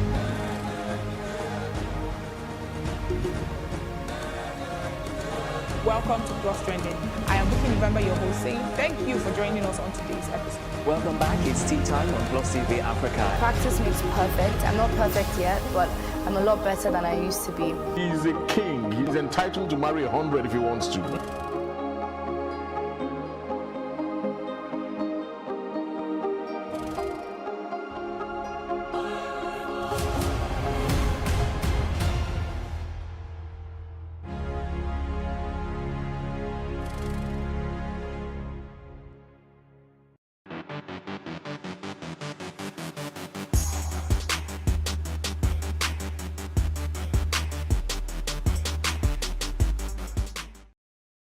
Thanks for staying with us. Now, the International Day of Conscience is a global day of awareness celebrated on April 5th, commemorating the importance of human conscience. It was established by the United Nations General Assembly on July 25th, 2019, with the adoption of the UN Resolution 73-329. The preamble to the Universal Declaration of Human Rights states that disregard and contempt of human rights have resulted in barbarous acts which have outraged the conscience of humankind, and the advent of a world in which human beings shall enjoy freedom of speech and belief and freedom from fear, and what has been proclaimed as the highest aspiration of the common man. I'm just wondering, do we have conscience in Nigeria? I don't know about any part of the world, because sometimes, again, when you see some of the things that people do, and this is not, again, because when you hear issue of conscience, and you just want to go straight to leaders, even as Nigerians, as humans, do we really have conscience anymore? Because, again, there are some things that we do to a fellow human being that, it's almost like, where is this coming from? Like, do you really... even the fear they fear God, That phrase, I think, is gone, because people just do anything that they feel like doing. I mean, you just took it out of my mouth. It's just a pointer to say, fear God do. And I think it's embedded in morals. So because of how things are, maybe a culture or something, so it's gradually that conscience. So people look at the bigger things like stealing, maybe millions, but what about the little things you do? Maybe even seeing someone. The other day I witnessed an accident, and people were just passing by. I had to stop. Some were bringing out their phones. Yeah, or bringing out their phones. And even the person that even knocked this guy down came out and was just watching this guy, had to shout and like, what are you guys doing? Do something about this. Take him to the hospital. So it's further than just thinking about the big picture, stealing billions, killing. It's about those little things. It's also about a little bit about empathy too. Do you really look at something? How would you want people to treat you? Treat people the way you want people to treat you. So it's a really important day. I hope, people start to fear God. I know there are people that don't believe in God anyways, but just fear whatever you want to, whatever you believe in. Fear something, I beg. Just fear something, because it's really scary. You see people do things and you just wonder, do you really have a conscience? Because again, these are things that, like you rightly said, the moral standards that held some of the things that our fathers, their own fathers did. It held the fabric of society, and lately I've been watching a lot of videos online about how the children, especially in the United States, have been indoctrinated into some very I just wonder, so where is the conscience? Where are these people? Where are they taking these people to? I mean, this thing is deep, because now it's almost like if you just sneeze small and say, oh, this is how I feel, automatically, there's no guide. There's nothing like morals to say, okay, there are some standards that we cannot go by. That's the boundary. Yeah, that boundary, because you keep on saying, because even where your freedom stops, that's where my own starts.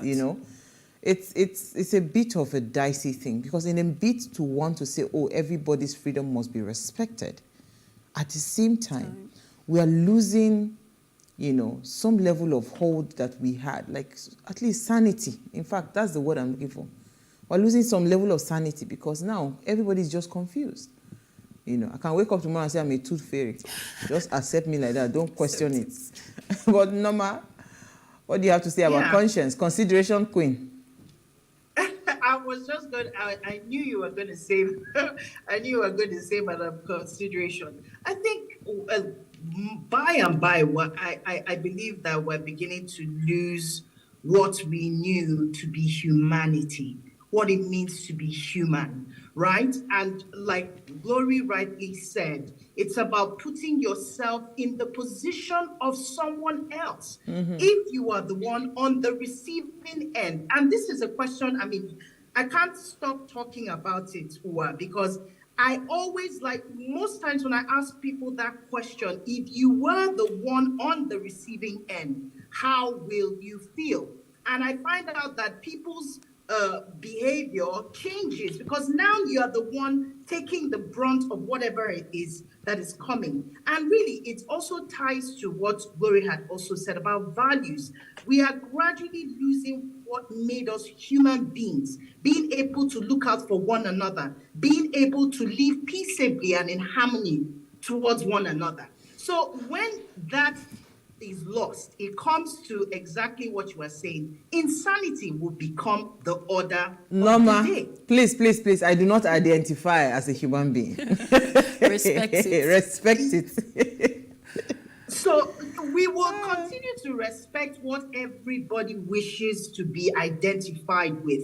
But at the end of the day, the question is, how does it affect the other person? It's not okay for my own rights to be respected alone without considering the rights of somebody else. I can respect what you want to do, but how does it affect me as a person? How does it affect my children as a person? How does it affect my community or my society? And that's why everybody is going to be accountable.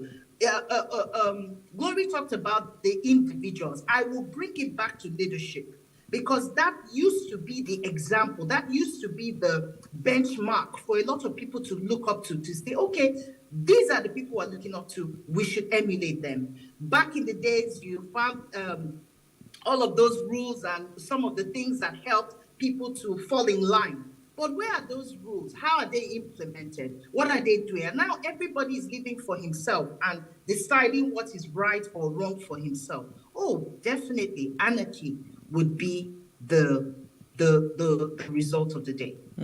Absolutely. Okay, so let's quickly run through what we found, Glory. Let me start with you. It's about Blessing CEO. Actress Tonto Dike recently expressed her joy at the arrest of the controversial blogger. Tonto wrote, "To publicly insult, blame, and intrude on such a delicate and sensitive issue, she needs to feel their pain." And I also saw another article, I think today still, which says she's been granted bail of about 10 million naira. Maybe I'll have to confirm that, but that's what's out there currently. So my take on this is maybe, again, we will have to tread with caution when we're trying to talk about some sensitive issues such as death and especially the controversy that surrounded that particular situation. And I think it's... And this arrest was linked to that person that died. I think it was ID. That fashion person that the wife died, right? Yes, okay. Ikechukwu Ogbona's wife. So, I mean, where I read people's comments, so many people were in support of what the arrest and so on. So it means people were not really happy with whatsoever her take was. And she coming out in the middle, the heat, how hot it was then, she coming out to give her opinion and issuing some certain statements.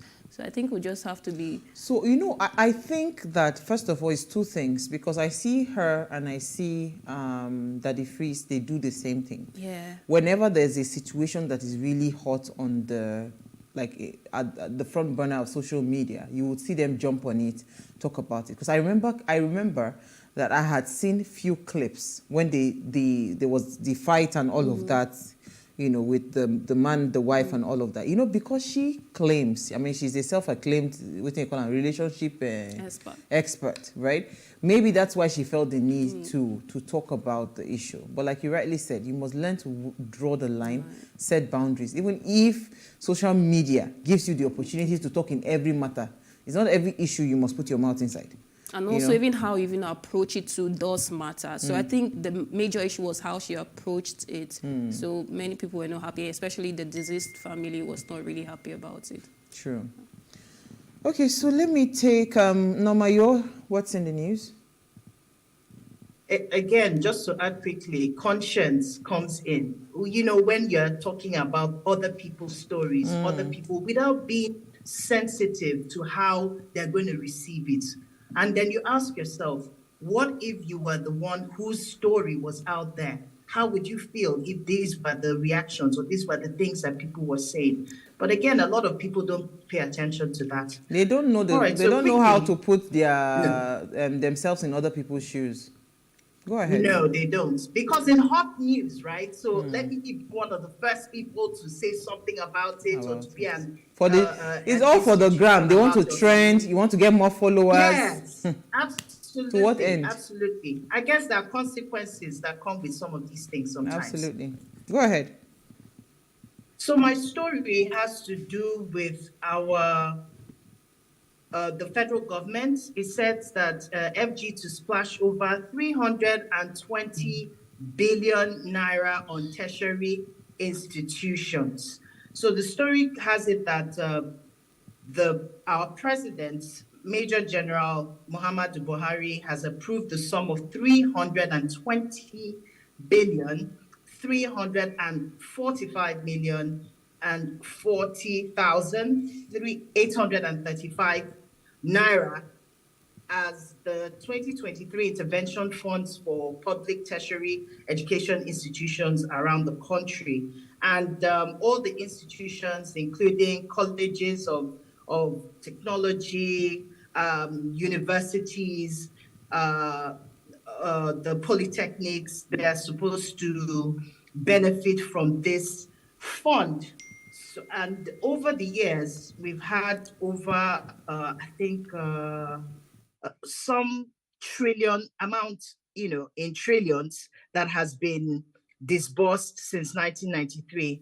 Now, a bit of my concerns for this story was that when I saw it, I was wondering that how much of this money was available for when the universities were on strike. Maybe I need clarity on how these funds are to be disbursed, what they're supposed to cover, so to speak, because I'm wondering if we had this much money available, why was part of it not initiated? Why did we experience an 8-month-long strike?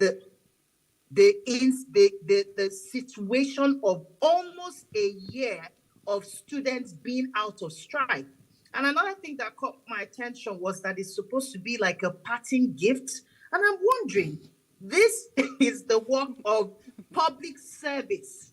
How is it supposed to be? Are you doing Nigerians a favor? I mean, I was just completely confused about this story because I'm wondering if funds were available in this quantum, why did we not use wisdom to deal with the situations that we've dealt with over the months? And then at the end of the day, we find out that students have been on strike, students have been out of school. We've lost quite a bit. We can't even quantify the damages that have been done over the months. So those are my questions, and my concerns really, because this is huge. And this is supposed to represent the highest disbursement for the benefit of institutions. And I don't recall institutions who have praised the administration, saying that, over 8 years we have done well. It's almost like we have been at an all-time low.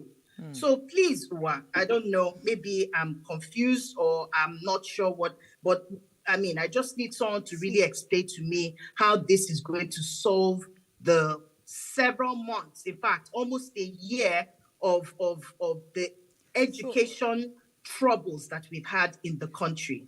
So, Norma, I like the fact that you're raising a lot of questions. Sadly, I do not have an answer for you.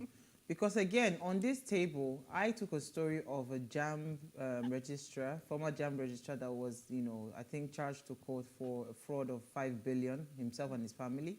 I think Jennifer took a story. Yes, I remember that story. Yeah. His children were also involved. Jennifer took another story of someone, I can't remember which of the educational institution, So even amidst all of these things, I don't know why it seems like the federal government just like name dropping, 320 billion, you splash it, I love and you say it's a parting gift. It's not a parting gift, right? It's really appalling trillion. Because now I have children that are about to go into the university, and I know what it's costing us as a family to be able to put those, to be able to give them quality education, right? You're not giving anybody any gift, right?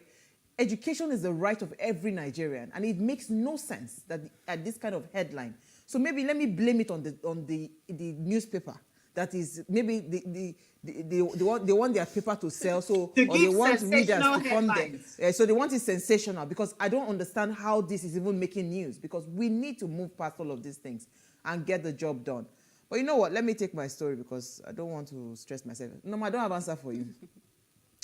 So, I like this story because, I've maintained, because I've followed this Ekweremadu story for a while, and I have maintained the same thing, and I keep on saying that nobody would carry anybody from Nigeria, and travel all the way to the UK, and the person will not be feigning, I didn't know that my organ was going to be removed. You know, because before anything, transactions or whatever will happen, you would have been tested to see that your kidney, kidney is not, I don't even know, there's no part of your body that you have to test that it matches. Yes. Before we even leave to say, okay, yes, we found a match for the person that wants to be, that wants to undergo a kidney transplant. So the former president, of Nigeria, Obasanjo, has written to the UK court. In the letter, he addressed the letter to the chief clerk, the Central Criminal Court, Old Bailey in London. Is asking that this clerk should intervene and ensure that the UK government temper justice with mercy on the matter.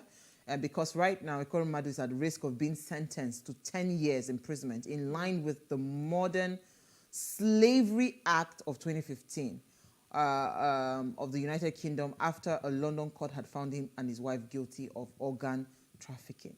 So this modern day slavery, I have not read that act. I would like to read it to understand what it is. But I would like to say that, you see, there is something called, even the acceptance to even go on that trip. It's not like this person was tied or whatever. This person willingly. There was a story I took one time, I can't remember the country now, that they go to sell their toes.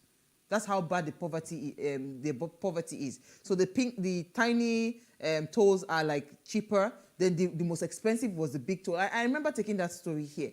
So everybody understands that for economic reasons, people will do things, right? So I don't want it to look like these people maybe like forced or cajoled the guy. Yes. But and again, I really don't like the terminology organ trafficking. Do you understand? Maybe they just did not do a proper paperwork. But there's nobody, this is not organ trafficking. They didn't harvest the organ from his, what's it called? His body, and now took it, to somewhere else. He was clearly in the know that he was going to go and, donate his one of his kidneys to their daughter.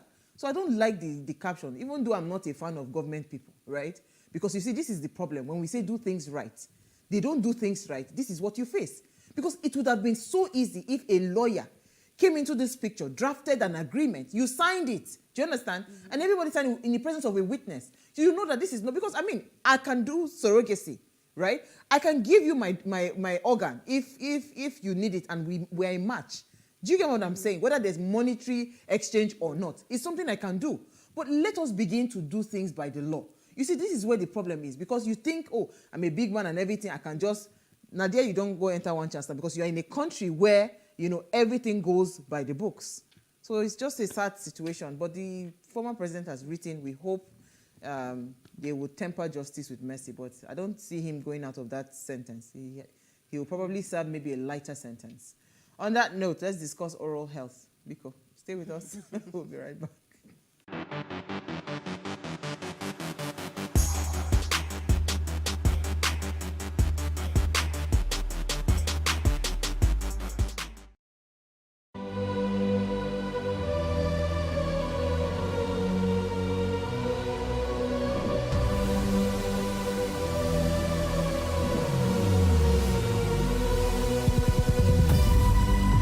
What we do not understand, we will stigmatize. What you can see is the remaining of the tanker that exploded. The suspect equally confessed.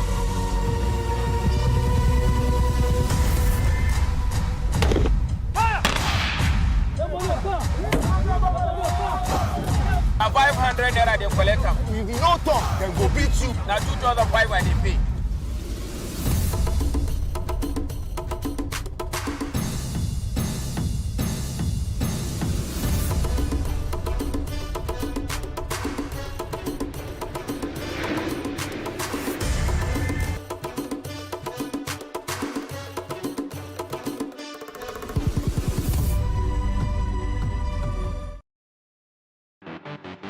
Bacteria, mostly harmless, but your mouth is the entry point to your digestive and respiratory tract, and some of these bacteria can cause disease.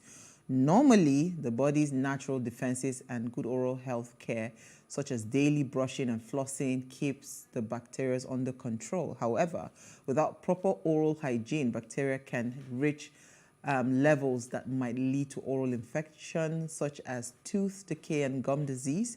So we're asking, how do you take care of your oral health? And, and those other things. Please, let's hear what you have to say. Remember, you can join the conversation. Send us an SMS or WhatsApp to 081-803-8663. Let me just confess. It's not every time I brush twice a day. I know I'm a terrible example. But I don't know. But I noticed, though, that every time I brush my teeth morning, then I brush it last thing at night before going to bed, I wake up very fresh.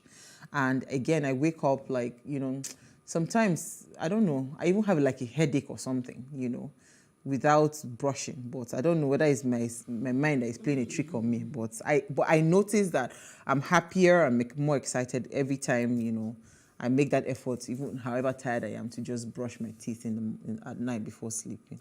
Let's just be confessing our sins of tooth. Okay, so I'm very lucky. I've not had toothache before. The way I hear people say they've had toothache, but sometimes I'll have this pain in my gum, and I'll just sleep over it, and I'll feel fine. So constantly, I'm procrastinating. I'll go and get it checked, and it's almost 3 years now. And one thing too I notice is sometimes too when I brush, I probably bleed a little, like frequently. I'll bleed a little. It's a good thing. We have doctor. So here. Thank God we have doctor. But let me come to you, Norma. How is your oral hygiene? How do you take care of your? I think I try. Let me put it that way. I brush not twice a day, every day, because there are those days you just need a bed, right? Yeah, but I think I do, I try to do a good job, and I have had several dental appointments, and my doctors have said, oh, you're doing a good job. I know the last time I had a little bit of sensitivity to the teeth, and especially when they were trying to clean, and I complained about that, and they did give me a different kind of toothpaste to use. And then after a while, it went. So all in all, I tend for my teeth to be complete till when I'm celebrating my 90th birthday. So passion for dentistry, unparalleled customer service, and a transformative vision are what propelled Dr. Amy from operating a small dental practice less than 10 years ago to becoming Nigeria's largest and most successful dental practice today. Smile 360. Now, Smile 360 has branches in Lagos and Abuja, and leading an organization of over 90 highly skilled dentists, nurses, hygienists, And support staff, Dr. Amy, and the Smile 360 team have become recognized for their cutting-edge technology, state-of-the-art surroundings, and advanced dental proceedings. You see that always, we always bring the best. And she's joined us. She's a friend of the house, by the way. So all these sins that we're confessing, she will answer us.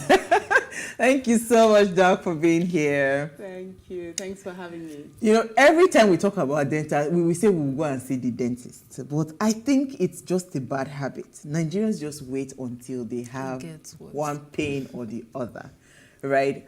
And it was World Oral Health Day. Unfortunately, you could not join us then, but we're here now and all of that. How important? Because again, people they rarely pay attention to their teeth. I mean, if you feel a fever, you quickly run to your doctor. If you're feeling stomach ache and all of that. But with oral hygiene, not many people understand how it balances your overall health. You know, maybe you should help us explain how important is your oral health to your overall health. Yes. You know, I love that. Well, thank you for having me on the show. And of course, every 20th of March is World Oral Health Day. And we're still within the 30 days. Yes. So, yeah, good. Let's celebrate that. So, of course, a lot of people think about going to the dentist only when they have that toothache. And unfortunately, when you get to that stage, is more time, more work, more money, and more discomfort. I don't want to mention the word pain. But really, why are we not going to the dentist earlier, right? The last patient I saw came in, I was like, okay, I was told to come for a check. What is this check all about? And then, of course, he had some calculus, we had a cleaning done, and he was not even aware that he had calculus, you know, behind, because it settles mainly behind the teeth. And there was also tooth decay that was beginning, you know, to settle on his molars. And we were so glad that we captured it while it was still little. Early. Because, yes, when it's is really early, there is no pain, there is no discomfort. At most, when it progresses, you could start feeling sensations when you're eating something sweet or acidic. You know, Neoma talked about sensitivity, yes. And most people think, okay, this is just happening now, let me wait, it's gotta go, you know. And if you're lucky, the sensitivity stops or the pain, but it doesn't mean that it doesn't progress, because the tooth decay is an infection. An infection that you have in your body, once it begins, millions of bacteria, nothing can stop it if you don't go to the dentist. So really, an infection in your mouth is connected to every single aspect of your body, and the bacteria could go and log into your heart, you know, your lungs, and even, you know, make your diabetes situation, for example, if you're diabetes, even worse. So it's important to know that that decay could lead to something even bigger in your overall body. So yes, a healthy mouth is important for a healthy body. You will. Okay. So I would like to find out, so what are the early signs? Okay, let me use myself now. So for the fact, sometimes I'll feel pain, and for months I will not feel pain. So I feel like maybe it's just one of those things in your body. Do you think maybe there is actually an issue going on there? Because since there is that gap, sometimes 4-6 months, I will no longer feel the pain. So I just feel like, well, it's not something serious. How often should we probably go have a tooth check, or should we just wait till maybe when there is really serious pain? Just like people go on routine annual checks to the hospital, should we do that too for our tooth? Yes, thank you very much for that. I think it's even more important for your oral health that you go for those periodic checks, because it doesn't hurt when it's at that little stage. And as I said, if you wait until you start feeling something, it's probably too late, because unlike a wound on your skin, you know, you can heal that back. But anything that happens in your mouth, you don't get it back. That's why they say that the tooth is like diamonds, right? Diamond, if you lose that chip, it's gone. It's gone. Forever, right? So what you want to do is really those periodic checks. But let's not talk about tooth decay. We'll talk about gum disease. You talk about gum bleeding. Yeah, we can talk about that again. But there's one thing that, you know, we need to know is oral cancer. And that is something that is not, if you can detect it so easily by going, you know, for your periodic check. And it's something that we can also take care of really at that early stage before it disseminates in our body. And it's something that is most of the time ignored. Of course, if you have certain habits such as smoking and, you are more prone to having that. But it's something that is real. And I'm here as a health professional. I've been in this profession for 30 years to be able to tell you that these things are there and we see them. So don't wait, please, until, it's gone too far. So, Norma, I'll come to you for a minute. Just give me a second. I want you to stay on this oral cancer matter again, just for a bit. How do you know, that this is just, or this is maybe like, like symptoms of oral cancer? How would you know that? All right, so for you, of course, if there's a lesion in your mouth, in your oral cavity, on the inside of your cheeks, on your tongue, on the floor of your mouth, or, the roof of your mouth, the palate, and you realize that that lesion may not be even painful. And that's the funny part, right? But it's there for several weeks, maybe several months, right? It might be growing or not. You should go to the dentist, right? But when you go for your periodic check, the dentist actually looks at the teeth, the gums, but also looks at around your mouth to see if there are no lesions of such that we can see. And sometimes we do biopsy to be able to say, oh, thank God this was nothing to worry about. Or sometimes we're able to actually detect it. The routine checks that Glory asked now, we're looking at once every quarter? Every 6 months, yeah. Okay, once every 6 months. Every 6 months. Okay. Every 6 months minimum. Some people that have gum problem, will ask them to come a bit, every 3 months, thereabouts. So every quarter they come every quarter. Okay, Norma, please come in. All right, Dr. Amy, wow. That was, you gave us reason. In fact, the moment you said tooth decay is an infection, I said that made me sit up because I know what infections do generally. When somebody's running a fever or a child is running a fever, you know that there's an infection somewhere. So I wanted to ask that apart from brushing and flossing and basic hygiene that we carry out, what other hygiene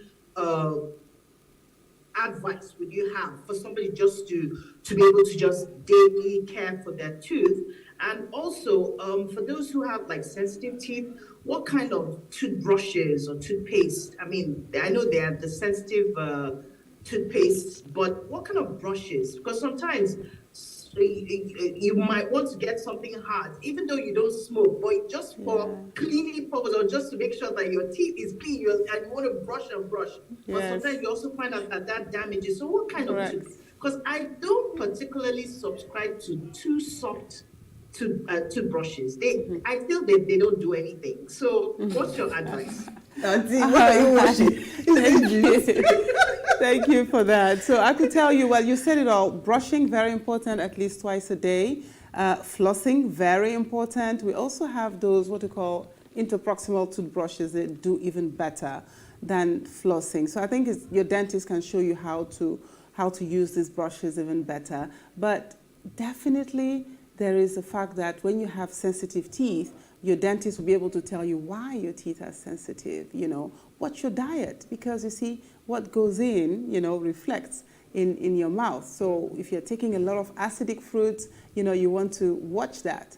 So sensitivity could be due to even the position of your teeth, what you eat, how you brush, of course, as you said it. Don't use toothbrushes that are too hard. I will go with soft. Now we even have extra soft, just to tell you that you don't need hard toothbrushes. Medium, if you feel like you want to feel the bristles, but to be honest, if you have a soft toothbrush, you're good. It will get the job done. And you have a good technique, yes. And you go over your gums and teeth. Go over your gums and teeth when you're brushing. It's so important that we remember to brush our gums. Gum and teeth, yes. Okay, we'll take a break. Yes. Gums. I have one Hold on, Unama, hold on. Please. Let's take a very short break. We'll be right back.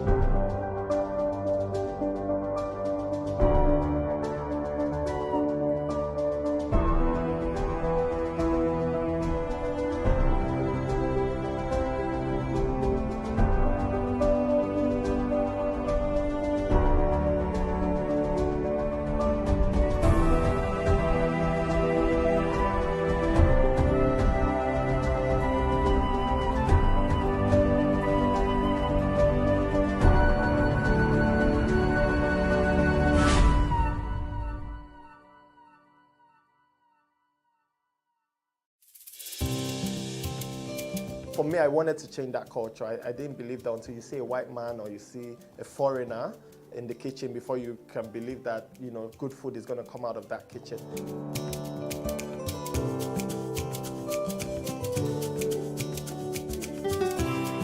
You can leverage on each other's spaces and, you know, sell. We believe in Nigeria, right? We believe that Nigeria can get better. We, the youth, are the ones that can make it better. And my products are proudly made in Nigeria.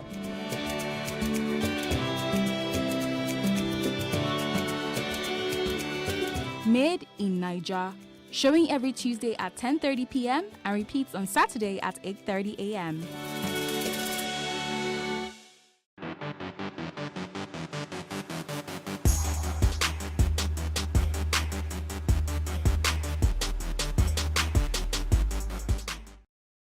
All right, thanks for staying with us. Now, if you just tuned in, we're discussing how to take care of our oral health, and we have with us Dr. Amy. Now, please let's hear what you have to say. Remember, you can join the conversation. Send us an SMS or WhatsApp to 081-803-8663. You can also tweet us at Wayshow, Africa1 with hashtag Wayshow. All right, so Norma, you had a follow-up question, and I have a question for Doctor. Then I'll come to you, Glory. Yes, I did. So, Dr. Amy, I wanted to find out about dry mouth. Now, people who experience dry mouth, what could possibly be the cause of having dry mouth? And does it also, is it part of what makes them to have a mouth odor? And then I wanted to also find out if dental x-rays are safe and if they're needed. All right, thank you, Neoma. We came for you today. Yes, she's ready. She's really done quite a bit of research. So Neoma, definitely dry mouth. I think there's no better time to talk about that because we have the Lent season, people are fasting. We have the Ramadan where people are fasting. So we know that most of the time during the day, you know, those who are fasting will be having a dry mouth. And of course, if there's less liquid intake, saliva there's less circulation of saliva, you tend to have a dry mouth, and the mouth could actually not have a fresh breath, okay? So we are prone to having a bit of, you know, halitosis is what the technical word for it. So you want to make sure you hydrate whenever you're able to drink quite a bit. And the other source, apart from when you're fasting, of having dry mouth is when you're having some medication. I'm very allergic, for example, I take all this antihistaminic, you know, I take it at night, but I know throughout the day, the effect is there. You're taking certain form of antibiotics that could also lead to dry mouth. So you will tend to be prone to having halitosis, you know, if you're having some of this medication. I mean, some other conditions, general condition, if you're a diabetic patient, you know, you could, because of the diabetes or because of the medication you are taking, having a dry mouth. A dry mouth equals, you know, an issue, not having a fresh breath, okay? So when you're dehydrated, right? So that can cause, what's it called?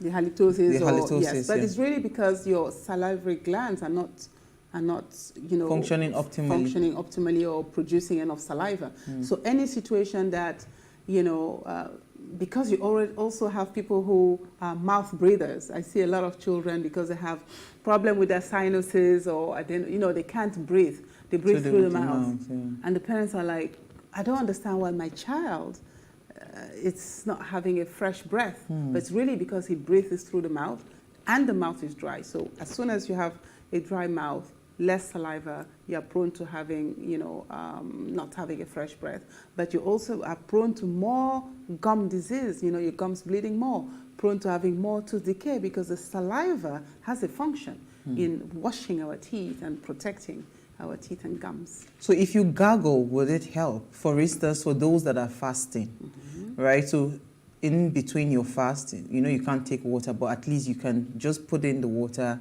gargle and spit it out. Would it help? Is that works for, yes. Okay, it will help. Would so she talked about x-rays, safety of x-rays. Safety of x-ray, thanks for bringing that up. X-rays are much safer now than ever because radiology is now digital, all right? So the exposure has divided by 20 or more right? So now that we have digital x-rays, we could tell you that in some dental offices in the States, for example, the dental x-ray is actually in the middle of the reception, just to tell you that they don't really put so many screens and protection and lead because the radiation is so minimal, all right? So I will tell you that it's something that we need to be protected, especially around the tie roads and all that, but the radiation has really been, dramatically reduced and less risk. Okay, so speaking to mouth odor, even though I don't know your medical terminology. So we noticed that, I noticed that, some people, produce more the tonsil stones or whatever it is it's called, and if you notice that tonsil stone, when you're able to brush and it comes out of your mouth, is that yellowish thick thing like it's round, when you smell it, it has a foul smell. Correct. Right? So first of all, what causes tonsil stones? Because someone called me and said, that they needed to go and do surgery to remove tonsil stone. I said, in Nigeria, I never heard that one before. But she's abroad. So what causes tonsil stones and how can we better manage it? Because I know that the more the stones gather, the more you have bad breath. Correct. Yeah. So how do we correct that? Thanks for bringing that up because, we need to be able to connect the mouth with the rest of the body, right? So while you have bad breath, it could be due to something that you have. You have problem in your stomach, just to use basic terms, right? You could have problems in your upper, airways as well. So while the dentist, looks at the mouth, that there's an ENT that should be involved. There's a gastroenterologist also, the people who are in charge of the stomach who also could come to detect that that's the cause of the bad breath, right? And not necessarily, So I probably will ask an ENT colleague to be able to speak more in detail about that, okay. Because it goes beyond the oral cavity, it goes beyond the oral cavity. Okay. Yes, that's a lot. So I've heard people say they have weak tooth and they cannot chew hard stuff. But I don't really get that. What does that mean? Okay. All right, so two things. It could come from the fact that the teeth are also have weak enamel. Have people who are brushing like kings 3 times a day, are flossing like bosses, every like time. No mother is looking for hard brush. And using mouthwashes. Let's not forget mouthwashes, And at the end of the day, we have enamels that are chipping away from their teeth, but that's due to how, the enamel was formed and was weak during the formation of the tooth. So nothing that they have caused, it's just sometimes hereditary factors. But there's also another aspect where someone could say, I can't chew because his muscles are really weak, or he gets really tired after a little time after chewing. But that is really due to the fact that maybe while he's sleeping, he's actually clenching. There's so much pressure in his teeth, and so much pressure in his muscles that he's not able to chew for a long time because the muscle really get tired. So now is an opportunity for me to speak about stress and how stress affects your oral health. All right, so if you're stressed, there's an impact on your muscle, an impact on your tongue, an impact in the joints between the jaws, and that could lead to even much more in your ears, in your balance, in your neck, in your back. And I've had to see a patient one day who was like, I'm going to have surgery on my back. And I said, wait a minute, what's the problem? Oh, I do hear some sounds in my ear, I have tension in my neck and back, and my doctor said, let's try something. And we gave him an appliance, an oral appliance that just changed his life. Nothing invasive, and he was able to sleep like a baby, wake up energized, and all the tension in his body gone. And that's for somebody who was taking a really heavy analgesic for many, many years. Wow. Right? So again, a dentist, is the person who can take care of diagnosing certain things even before you go deep into surgery. So don't minimize the role of a dentist. You're overlooked, though. Hey. So before we go, I cannot not but talk about kissing. because me, I'm not a fan of,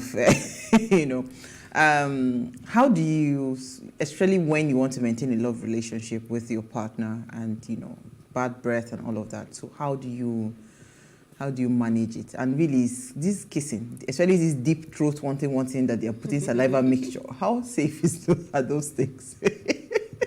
Doctor, you have to talk about it. No, we have to talk about it. And this is real, right? So we'll talk about bad breath. We'll talk about socially the power of a smile. Look at the smiles here, And the smile, has power, whether it's at the personal level or at the professional level. You can use your smile to change the world, and the smile can take you miles away, Absolutely. in your profession as well. So let's not neglect that. So of course, in a relationship, oral health is at the center of that relationship. I had people saying, look, I can't go forward with this relation, and they trick the fiancé to come to the clinic, by saying, okay, we're having a couple, just like a couple massage, or having a couple clinic, really, because they're like, this has to be, it's not working. It has to be fixed, And luckily, we have the opportunity to fix that, and yeah, it's important. It's important. All right. So saliva exchange, is it safe? Well, I will say so far it's not caused any issues as long as it's within a certain range, because definitely there's bacteria, millions of bacteria in our mouth, millions of bacteria on this side, as long as the bacteria are friendly to each other, right? And of course we have regular routines where we don't keep the bacteria. Time is a factor. Whatever you bring into your mouth, into the space, if you don't keep it there for longer because you're having your routine hygiene, we're back to zero, right? So let's make sure that we touch more on oral sex. Wait, you come. Let us finish that. We have to finish that. Guys, you didn't tell me we're going to go deep. We have to go deep. We're talking Oral Health Day. People do things and they just think, oh, I'm in love. So touch a little bit on oral sex. How safe is it? All right. So we definitely will say that it's something that is not encouraged, because they are two different. Remember, we talk about bacteria from the mouth, bacteria from the mouth. Okay, we know each other, hello, But if it's a different space, different bacteria. It's different bacteria. Yes. All right. So this is what we have to say here, is that yes, and we talk about oral cancer, right? So you don't want to bring anything that will disturb the flora of the mouth, right? By bringing some foreign, body there. But again, there is also the time factor. Whatever comes in, just like what you eat, don't keep it long if you don't brush, if you don't clean, so just remember to have that routine, as soon as possible. Okay. So I hope I've answered your question without at the same time. Yes. We could talk about piercing, Yes. Wait, Glory wants to ask a question, but keep it short because we have like 2 minutes to go. Go ahead. So I want to find out. Very short. Oh yeah, so hold on. Go ahead. There is this saying that people with gap tooth are more prone to having dental issues, because especially when you eat, you have things stuck in there. That's why most people are probably going a lot for braces. Fantastic. How true is that? Well, I will say, gap tooth already, there's a social aspect, so people like it, some people don't like it. It depends on where the gap is, okay? So I'm an orthodontist, and I've been doing this for how many years now? 22 years. And I can tell you that it's something that we take care of every day, right? By closing the gaps. And of course, if it's in front, aesthetically pleasing, culturally accepted, good for you. But if it's something that is no longer accepted, we can close the gap, okay? But really, if you're having a gap now because you've missed a tooth, that's something else, all right? And that has to be replaced. And you know that technology has come to make dentistry so affordable, and beautiful, so fun, and, so predictable, right? So, yes. Oh yeah, Norma, quickly. All right, so just about rinsing of the mouth. Is it, should people rinse their mouth after brushing, or is there anything wrong with not rinsing? Because I'm always on my daughter's case, like, have you rinsed your mouth? She's just brushing and she's done. I'm like, but you haven't rinsed your mouth. So is there a problem so that will satisfy my own conscience today? All right, thank you very much for that. Is there a problem with rinsing the mouth? Yeah. All right, Neoma. Actually, your daughter might be right. Okay, because in the toothpaste that we have, especially for children, we have fluoride.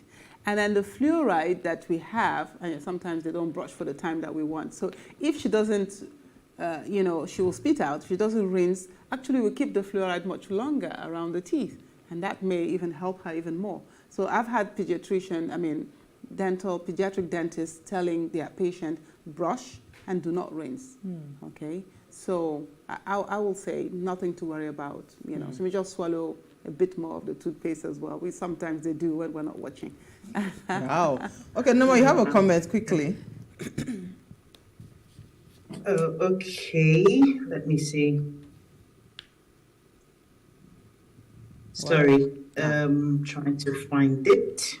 Oh, right. Okay, so I have a comment here. It says, good evening, my dear beautiful sisters of What Are You Saying? #ways. How can we take care of our oral health? Simple. We need to brush well and frequently, if possible, twice a day. The use of mouthwash is very important to maintain a fresh breath.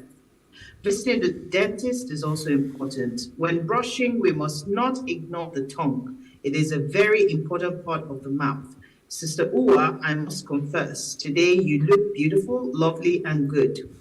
Good looking. Mr. Saleh is blessed to have you. My name is Daniel Ilo. #Wait, your regular fan. Thank you, Daniel. But quickly, mouthwash, because you touched on it a bit.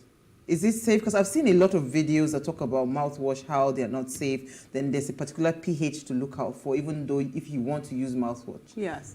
So the mouthwash is even fluoride toothpaste. Yeah, go ahead. Okay, there are varieties of mouthwashes out there. I will always say my favorite is what? Warm salted water. Just half a glass of warm water with a teaspoon, done. That does the work, okay? Wow. Now, avoid using